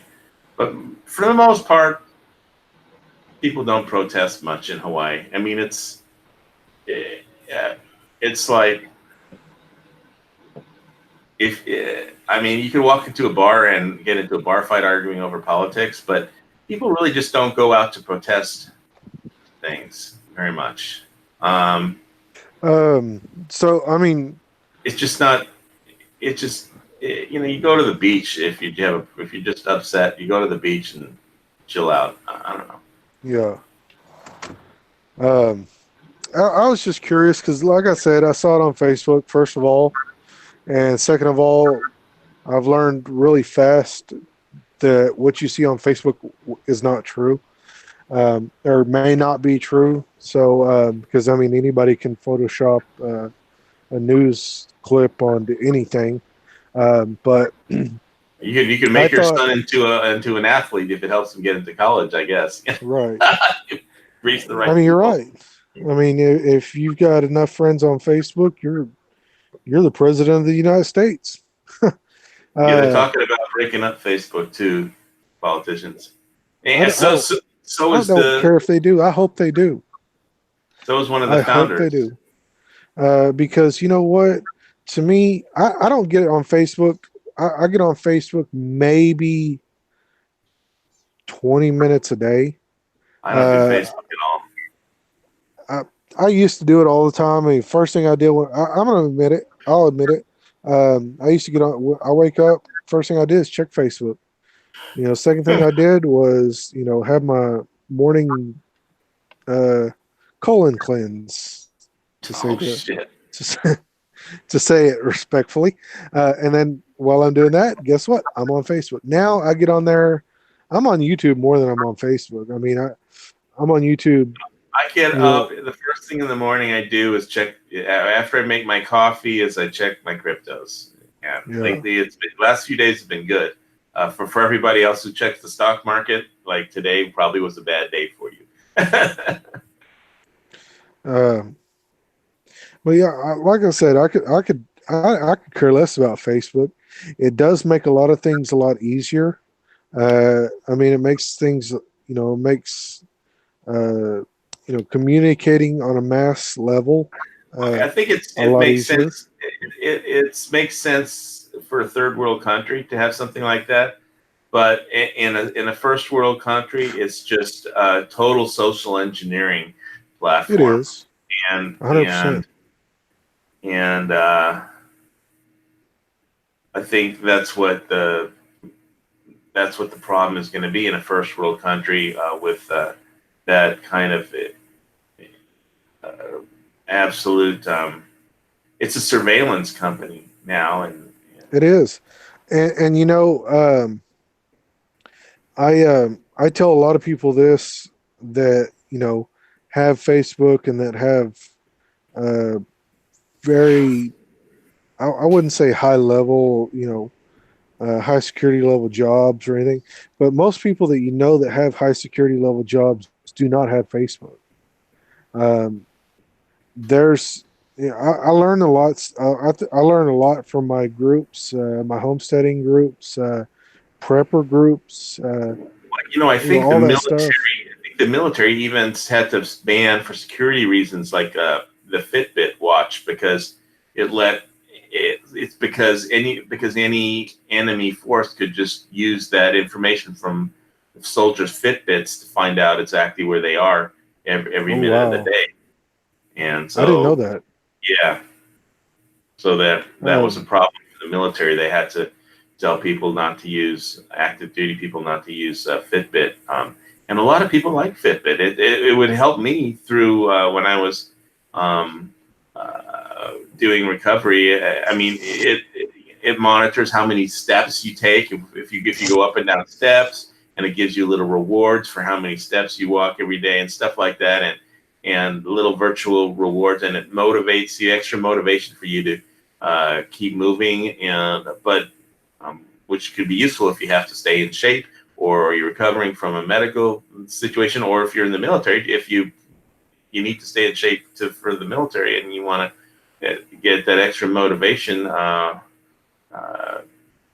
so you don't get on the put on. I guess what they put you in the military, they give you, it's called PT, physical extra PT. But so just a lot of people like that, but they can't do it because people can you can be tracked by the enemy 24/7. So and so we have enough surveillance in this on this planet, and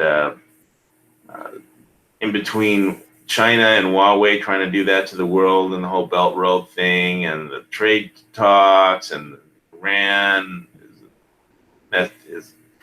We got enough problems in the world without Facebook adding to everything by oh surveilling yeah, every person on the planet, so and monetizing it. Right. I mean, I mean, it's bad enough we have to worry about Amazon Alexa or the Echo Dot or all these other voice I know. command. I'm so guilty of using Amazon though. I just got some Peak Reload, a Well, I number mean, 10 can of Peak Reload beef crumbles marinara pasta added to my I use pantry. Amazon. Heck, I've gotten to the point to where if I have a part go down on my lawnmower, I'm ordering it on Amazon. You know why? Because it's half the price if I would have to go to a lawnmower shop, and it's an original part. I mean, I'm ordering. Just the other day, I was mowing my sister's property, and my brother-in-law's mower went down. Turned out he had to buy two mandrels for his lawnmower, riding lawnmower deck, and those things are $75 a piece. I found two of them, two original parts for his mower for $63. I mean, it's to the point to where the only way. I mean, I don't know why you would buy anything in a store anymore.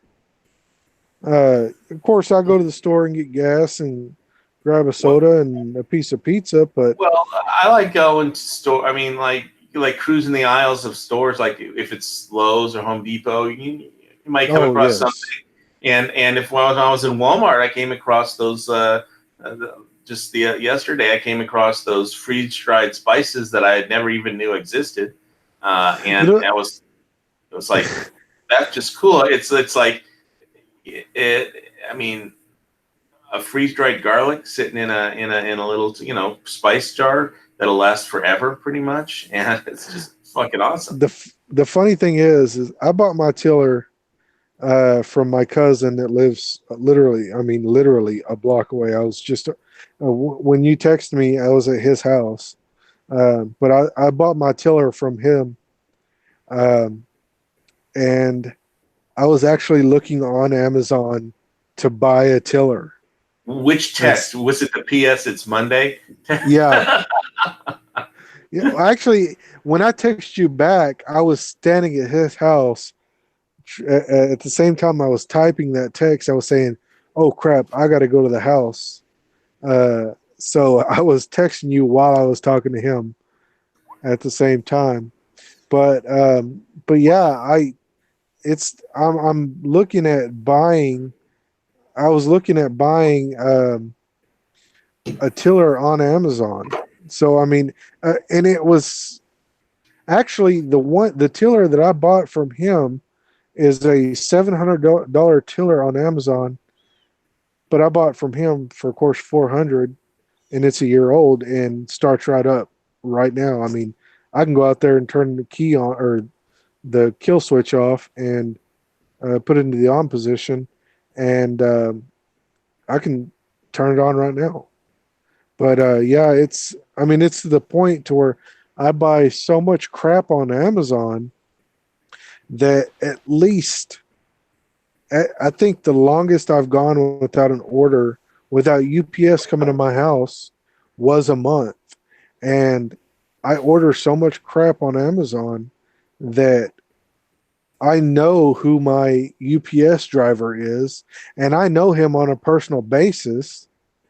And I mean, it's just, and he lives an hour away from me, and I know him personally now because They don't deliver to my door. That they just it gets left in the mail receptacle box at the for the condo in front of the condo, and so if I order a big box, then I have to of stuff. If I order too much stuff, then I have to go to they'll just leave a note, and I have to go to the post office to collect it there. So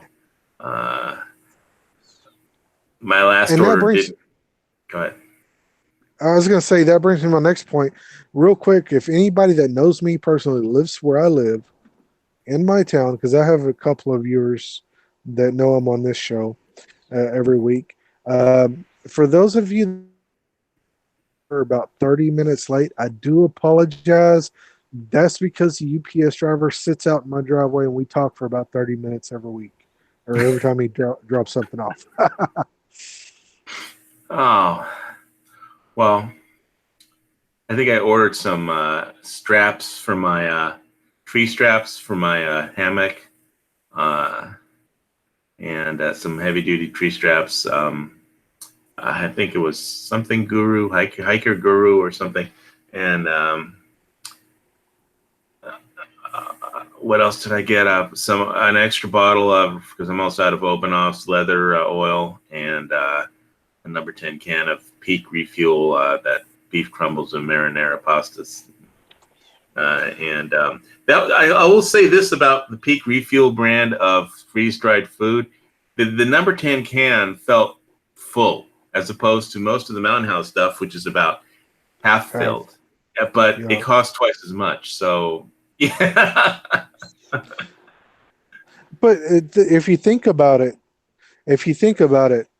I would rather have a Doritos bag full of Doritos than a Doritos bag half full of Doritos and have two Doritos, bags. Well, I mean, you know what I'm saying, though. Let me put it this way, in something you can relate to. I'd rather have a number 10 can of freeze-dried food full of freeze-dried food than have two number 10 cans with the amount that would fit into one. Well, when you said Doritos, it was like when I was in the hospital before I had the surgery, the cardiologist asked me, well, before you showed up and presented at the emergency room with congestive heart failure, what did you have for dinner the night before? So I said, I had an ice cream sandwich, Doritos, and beer. And he put his head in his hand and shook his head and was like, that's not food. I was like, so that's a snack. I mean, it's not even, it doesn't count as food to snack on. It's basically really after the surgery, when I was it's a treat. When I was, well, whatever it is, it's off my menu. So it's like, but when I was in the recovery hospital specific, they literally had to teach me how to do everything all over again. Right. Starting with getting up out of bed, how to eat, how to take a shower, because I mean, for the first few days, I just didn't even want to. Just getting up out of bed was painful, but eventually you have to. And once you learn how, but it's like when you take a shower, if you not only did I have sternum restrictions, you can't lift your arms over your head or your shoulders.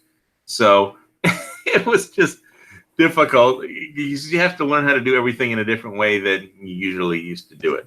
And so it was like, and so they give you different kinds of trainers. They give you physical therapy trainer, they call occupational therapy trainer, like how to take a shower or how to do other things. And it's not like work kind of, but it's just a different category of things that people do that. So it's just that you have to relearn how to do everything in a different way than you're used to. And when you can't use your arms to get up, prop yourself up off of a chair, off a bed or something. And I mean, I remember that was just, I remember saying, well, how do you do that? Right. And that's the point where you realize you're closer to the end than the beginning, but you get over it. I mean, hopefully if unless you're like Squib and you want to die before you have a certain, I mean, I never thought I was going to make it past 30. I mean, and so here I am getting close to my birthday number 55 soon. And it's like, well, I want to step in real quick. And I want to say that I don't think Squid wants to die doing, I don't think he wants to die on a motorcycle or in a industrial accident, but I do validate on his own terms.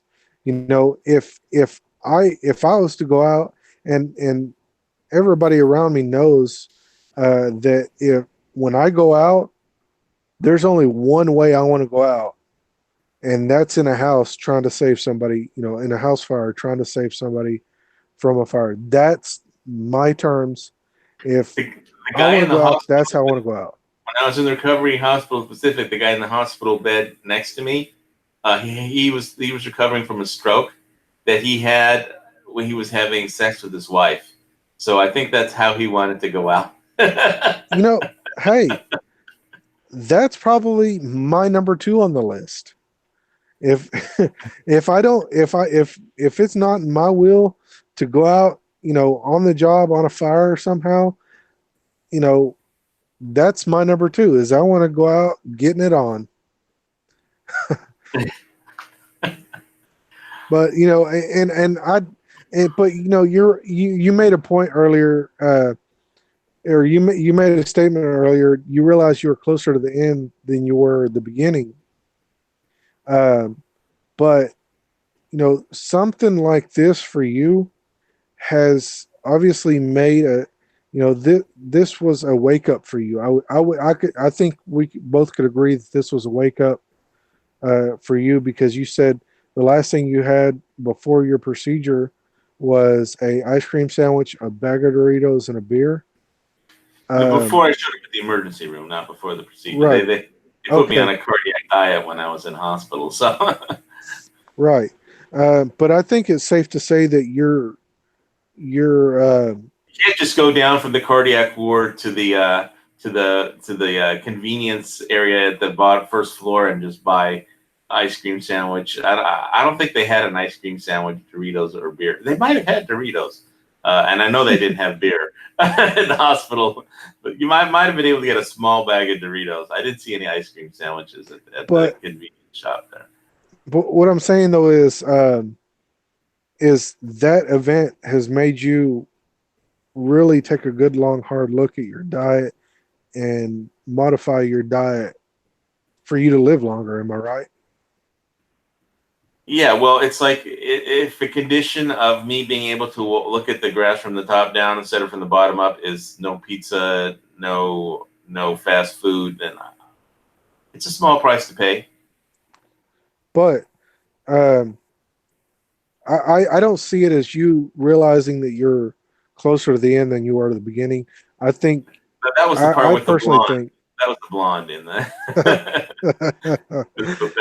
Okay, I can see that part, but no, it's a eye-opening situation where, right at this point in my life right now, I may be closer to the end than I am the beginning, but I can change that. You're 32. I mean, no way. You got a long way. I'm talking in your position. When you got diagnosed with all this and you said, hey, the doctor said, hey, you got, you made the decision immediately that, okay, if I make it through this quadruple bypass, I'm going to change everything and I'm going to try to live as long as I could. Am I right? Well, it was more like, I just don't want to go through this again, because the pain was that it's so intense. It was like, when I was in the retirement center and one of the old ladies there came to me and said, Steve, you have to try this German chocolate rum cake. It's absolutely awesome. I just ran in terror because it was like, it was still at the point where I had to take, in order to get out of bed every morning, the pain hurt too much to get out of bed without the first thing waking up is when I went to sleep, I have to have a painkiller and the glass of a bottle of water. So the first thing before I could get up out of bed, I had to pop a Norcal, which is a combination of ibuprofen and morphine. So I have to pop one of those, wait a few minutes for it to go into effect before I could try and get out of bed because it just hurt too much still. So it was a question of, we lost Squib, avoiding it's just a question of the pain, the incision pain was the wake up, is what it was. Right. I think, I know, I can tell you right now, just simply from the fact that my endoscopy come back saying that my esophagus and my stomach was tore up due to acid. is, that's a minor compared to your quadruple bypass. I would say that's a minor My thing. grandmother went through that, and it wasn't. She had esophageal cancer, and it wasn't minor. Right. Well, I mean, compared to a quadruple bypass, it's a minor setback. But I'm still trying to justify a supreme pizza being healthy because, for one, there's vegetables. So you got your vegetables, your daily vegetables. There's meat. There's your dairy. There's your, of course, like I said, your vegetables, your dairy, your bread, your meat, and on top of all that, it's baked. So how could it not be healthy for you? Cholesterol and salt, Right. saturated fat. I mean, salt acts like a magnet for water. And once it gets in your system, it's hard to get out.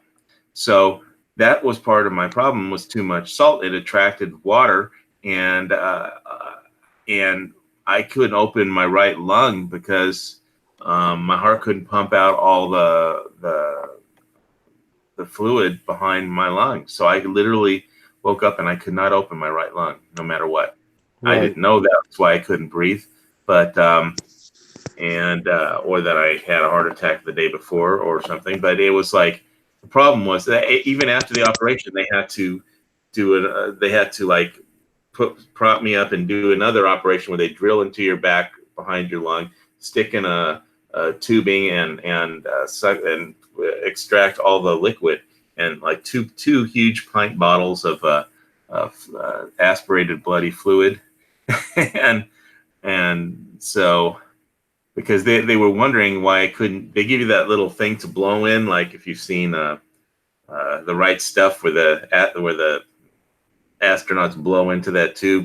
They do something like that for you after to test and for you to build up your strength. And they were wondering why I couldn't.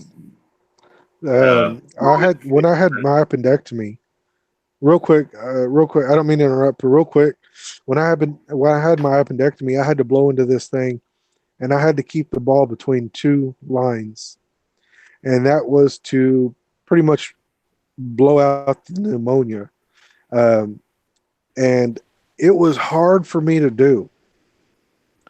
And when they released me from the hospital, of course I took my little thing with me, that little ball thingy with me that I had to blow into, the tube that I had to blow into to keep the ball in between those lines. I still got mine. And one day, about a year after, I was like, man, this was hard to do. I'm going to try this and see if I can still do it. Dude, I nearly blew that ball through the thing. Was like, and I'm sitting there like, how the hell was I not able to do this when I was in the hospital? It was the hardest thing to do. They could have told me to try to put a nuclear bomb together with a paper clip and a rubber band, and I would have done a better job than keeping that ball between those two lines. Yeah, the doctors looked at me like he didn't think I was going to make it because I couldn't do it, and until he realized that I couldn't open my right lung. That was the reason, not because my heart wasn't working good enough. So they had to do that little procedure where they just got rid of all the excess fluid behind my right lung. That the salt from bad diet had just accumulated, and salt is like a magnet, and it holds water. So when I was in there, it's like they didn't even let me have a cup of tea the first day. They give you very little water, and they monitored the water liquid input that I would consume and how much I expelled through. Basically, I would have to pee in a urinal bottle so they could collect it and measure the water in and out. I mean, for like the first week completely, or maybe the first week and a half before everything seemed to normalize a little bit. And I still have furosemide tablets. So if my ankles start to swell up, if my my left ankle starts to swell up sometimes, I could just pop a dot. It's a diuretic, and it just in a short amount of time, you just piss out any extra water. It helps empty your kidneys. When I was first in the emergency room, they just shot that stuff into your arm, and within 2 minutes, you had to pee. So Right. and it wasn't like, okay, I should go pee. It's like, no, you have to pee right away. So kind of a thing. So There's no holding it. yeah, and it's like you don't have time to go to the. It was like, can I get up and go to the? It's like, no, pee in the bottle. You don't have time to get up and go to the bathroom. And I was on the gurney in the emergency room, so they don't want me to get up anyway. I know that's not easy because when I had my appendectomy and when No, I you get used to it broke my peeing in a arm, bottle. it's still not easy when you're having to pee in a bottle and you're laying down. You get used to it. You figure it out. I mean, it's You a figure bottle. it You out, stay but in there and it's pee. right. But yeah, it's I would I'm not say going to do a video demonstrating it though. no. I'm not asking you to by no means. But no, it's I think for the most part, back to the whole closer to the end than the beginning. I think for the most part you've done I think you're doing just about everything you can to extend that end. I wouldn't say really extend it, but push it back further. And Well, even something as simple as my endoscopy showing that my esophagus and my stomach is tore up due to acid. You made a valid point. That's what they said, is that it could come out as esophageal cancer later on. So that is one thing that I really well, that's what I my wouldn't grandmother had. That's what my grandmother had. That doesn't mean you're going to get it. well, no, I mean, my doctor said that, it's not something that I should worry about now, but in the future it could be. But here's the deal. That's something that now I am worrying about to maybe push the end back a little bit further. Um, I wouldn't say that I'm changing my diet. I would say that I'm changing it around. Some of the stuff that I'd normally have for dinner, like, a burger, chili, for example, a chili cheeseburger with extra onions and jalapenos and cheese. Nothing with onion. Well, cheese is what. See, it's the saturated fat that gets you, and it's probably not good for cancer either. But it's definitely bad for cardiac. I mean, people. But the way I look at it is, when I explained it to some of my neighbors who were.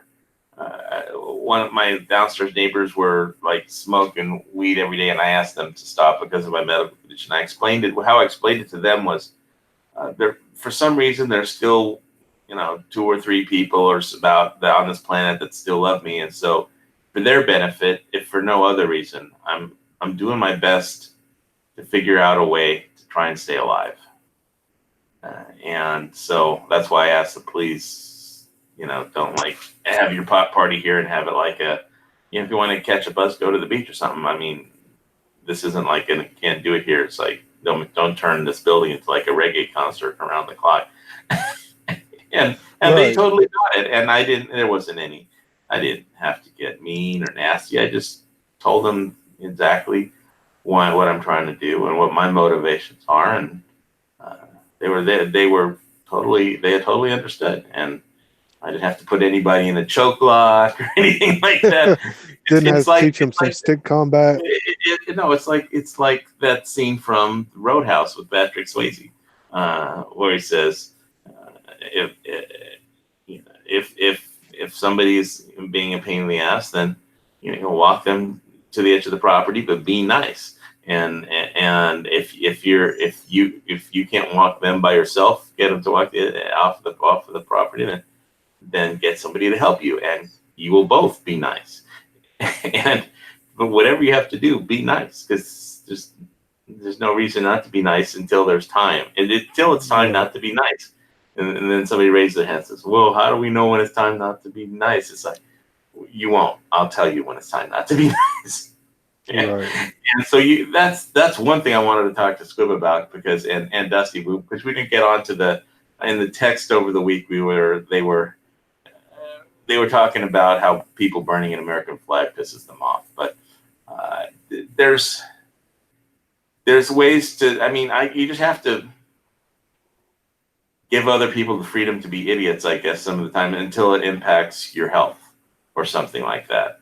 Yeah. And There's always time until there's no time. It's like I know from the way I look at it for myself is that I've got this monster inside me that would make King Kong look like a pussycat, but I keep him in a cage behind a glass that says "break glass in case of war," Right. and I never let him out, never, and because Lord knows what damage he could do if I actually was to let him out of the cage. And so, I mean, he's there if I have to break the glass. But it's just you really you hope you don't you hope you can get through the stuff without ever breaking glass. Right. And unfortunately, sometimes the cage gets rattled, and you just have to kind of. Oh, he wants out some of the times. There's times when he just wants to come out and see how much damage he can do. Right. And you have to recognize it and be like, no, I'm gonna not let him out of his cage. Right. Again. And I mean, really, the momentary pleasure you might perceive from completely fucking up whoever is pissing you off, and it is nothing compared to what the consequences would be that you would have to deal with after. Right. Yeah, so, but it's part of who you are. There was a great. I know Dusty hates Star Trek or something, I guess, but there was a great episode that was on, I think, last night of the original, where Captain Kirk gets split up into two people, the good Captain Kirk and the bad Captain Kirk, and they can't really live without each other because of a transporter accident, and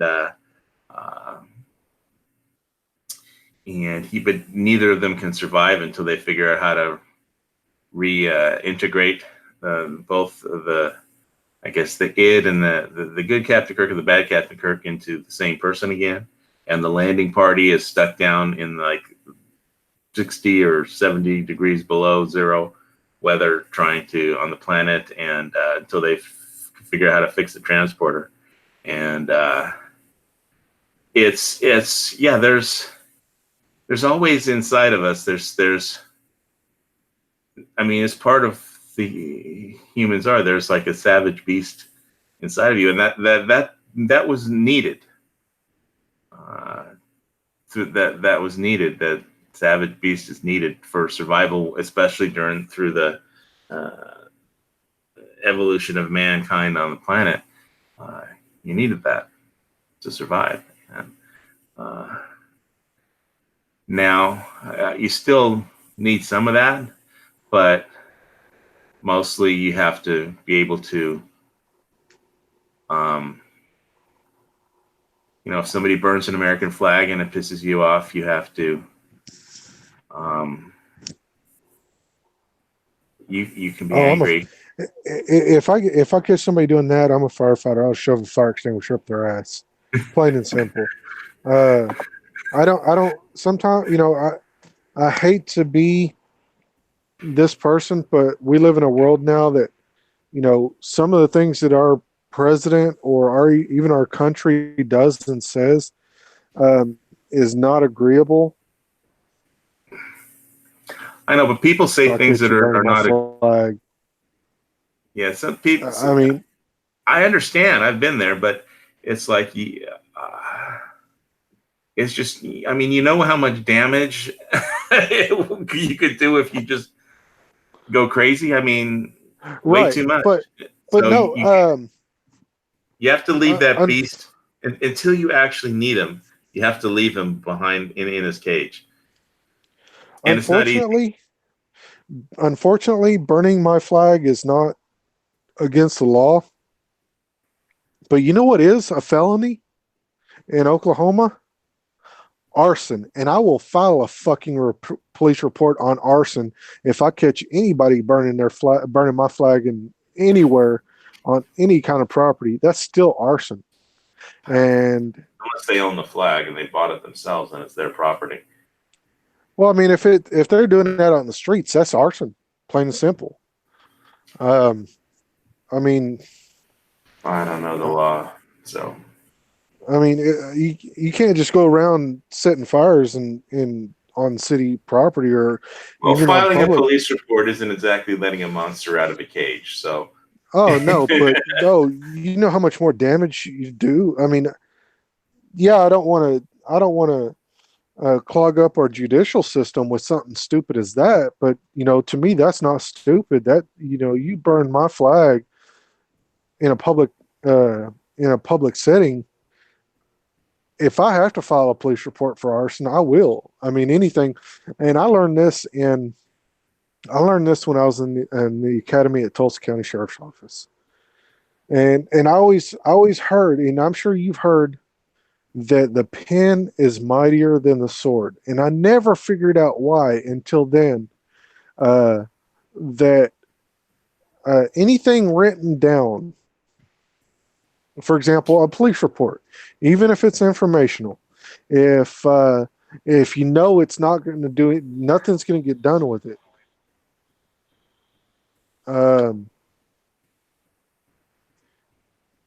well, it's like it's like that's why people don't want to create martyrs. You can't kill an idea. You can kill a person, but you can't kill an idea. Hang on a second. My radio's going off. Okay. Well, we're nearing the end of the show, so I did want to thank everyone for tuning in. We did talk about some guns at the beginning of the show about the Hawaii Rat Pack list lawsuit against the FBI for the Freedom of Information Act request, and so, but this is a show of old guys or whatever. We talk about other stuff too, and so thanks for bearing with us. You listen this far. You're amazing. All right. Love you guys. Y'all are awesome. Yeah. And all right. Well, you want to finish your thought? Oh no, no, you're all right. But no, like I said, well, hang on. Yeah, I do. The pen is mightier than the sword, and I never figured out why, because I was told that all my life growing up, and it didn't dawn on me until I went to work at the sheriff's office that a police report, even if it's informational, just to say, hey, I'm making a report. I know it's not going anywhere. Somebody threw a rock at my dog. But later on, if something gets bad enough, that one report could make the difference between whether it be, big or small. But the pen is mightier than the sword in the end. So yes, I could shove a fire extinguisher up somebody's ass for burning my flag, but they're not going to burn the flag again. I guarantee you that. But what's going to happen to me? Now, if I filed an informational report as, for arson, and somebody's not going to have a good day, and I guarantee you that somebody ain't going to be me. You know what I'm saying? But there's loopholes around certain things on stuff like that. Right. I guess the point I'm trying to make is if you actually get angry and kill somebody else, you're forgetting about the legal consequences. You're going to have to deal with looking yourself in the mirror the next day, even if they were a complete asshole and wrong and doing something or saying stuff that pisses you off. It's not like something you're gonna want to Choose your wake up. battles. Yeah, it's the way I look at it is I just don't want the monster out of the cage, unless there's a war or something, and like the Chinese army lands on the in Kona Bay on the beach. Okay, it's time to throw down, but see how many people see how many enemy invaders I could snipe and get some free full auto weapons off of, as war trophies or battlefield takeaways or whatever you call them. But short of that, it's like, yeah, it's difficult sometimes, especially when you know how just physically, yeah, I mean, simple it would be to just like put that person, that annoying person out of your misery. If it's like, no. And it's like, yeah, you practice your knife fighting or whatever moves and stuff. And I'm going to do a video on knife fighting, I think, just a few tips on. But the main tip is like, don't do it, because you're going to wind up killing someone. And it's not that hard to do, just as a technical matter. But so it's just like, it's like that's a monster. I just leave the monster in his cage. And if he wants to get out, I know when he wants to get out. I can hear him when he wants to rattle the cage. It's like, I just walk away most of the time. I mean, if somebody's blowing smoke in my face that's assaulting my lungs, then I'll let him out for a little bit. But it's not good. I'm not letting the monster out. I'm just gonna end the problem in a non-lethal manner. But pretty much, there's things that in your life, the people that you're not going to like and that aren't going to like you, but you aren't going to want to take a human life over it in the end. So you just, it's the thing you have to recognize that yeah, there's human beings are created with a fight or flight, and you're going to have the savage beast inside of you. It's because that's how humans evolved. It was required. So, and it's important to have and even practice, and for a lot of different reasons. Some kind of martial art, maybe, but that doesn't mean you just let him out of the cage at the drop of a hat, or even after being provoked.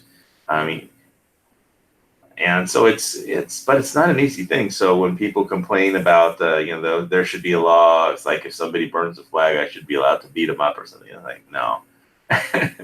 It's almost impossible to say where that kind of thing will end, too, because once a all throwdown fight starts like that, there's no telling where it will end. Because you beat up somebody's brother or somebody's uncle or auntie, and then there's going to be people that come looking for you, and then if you get the shit kicked out of you, then your friends are going to go after them, and it's just it's so yeah. It's just, you just have to metaphysically realize that this is part of who you are, is a savage beast, but it's like you don't have to let that beast control you. And it's like, I know when the monster wants to get out. And it's like, I could just sit there, I could just smile and think, okay, it'd be really easy to end this in an evil way, but I'm not going to do that, and walk away. So, all right, now that we've end on a better note than that, but let's see, what kind of positive note can we end this thing on for tonight? I'm pretty sure they won't have found that lady at this hour at night, but I'll just do a quick search in the Maui News again, really quick before I lock this thing up. Wrap this one up. Maui News. Let's go back to the.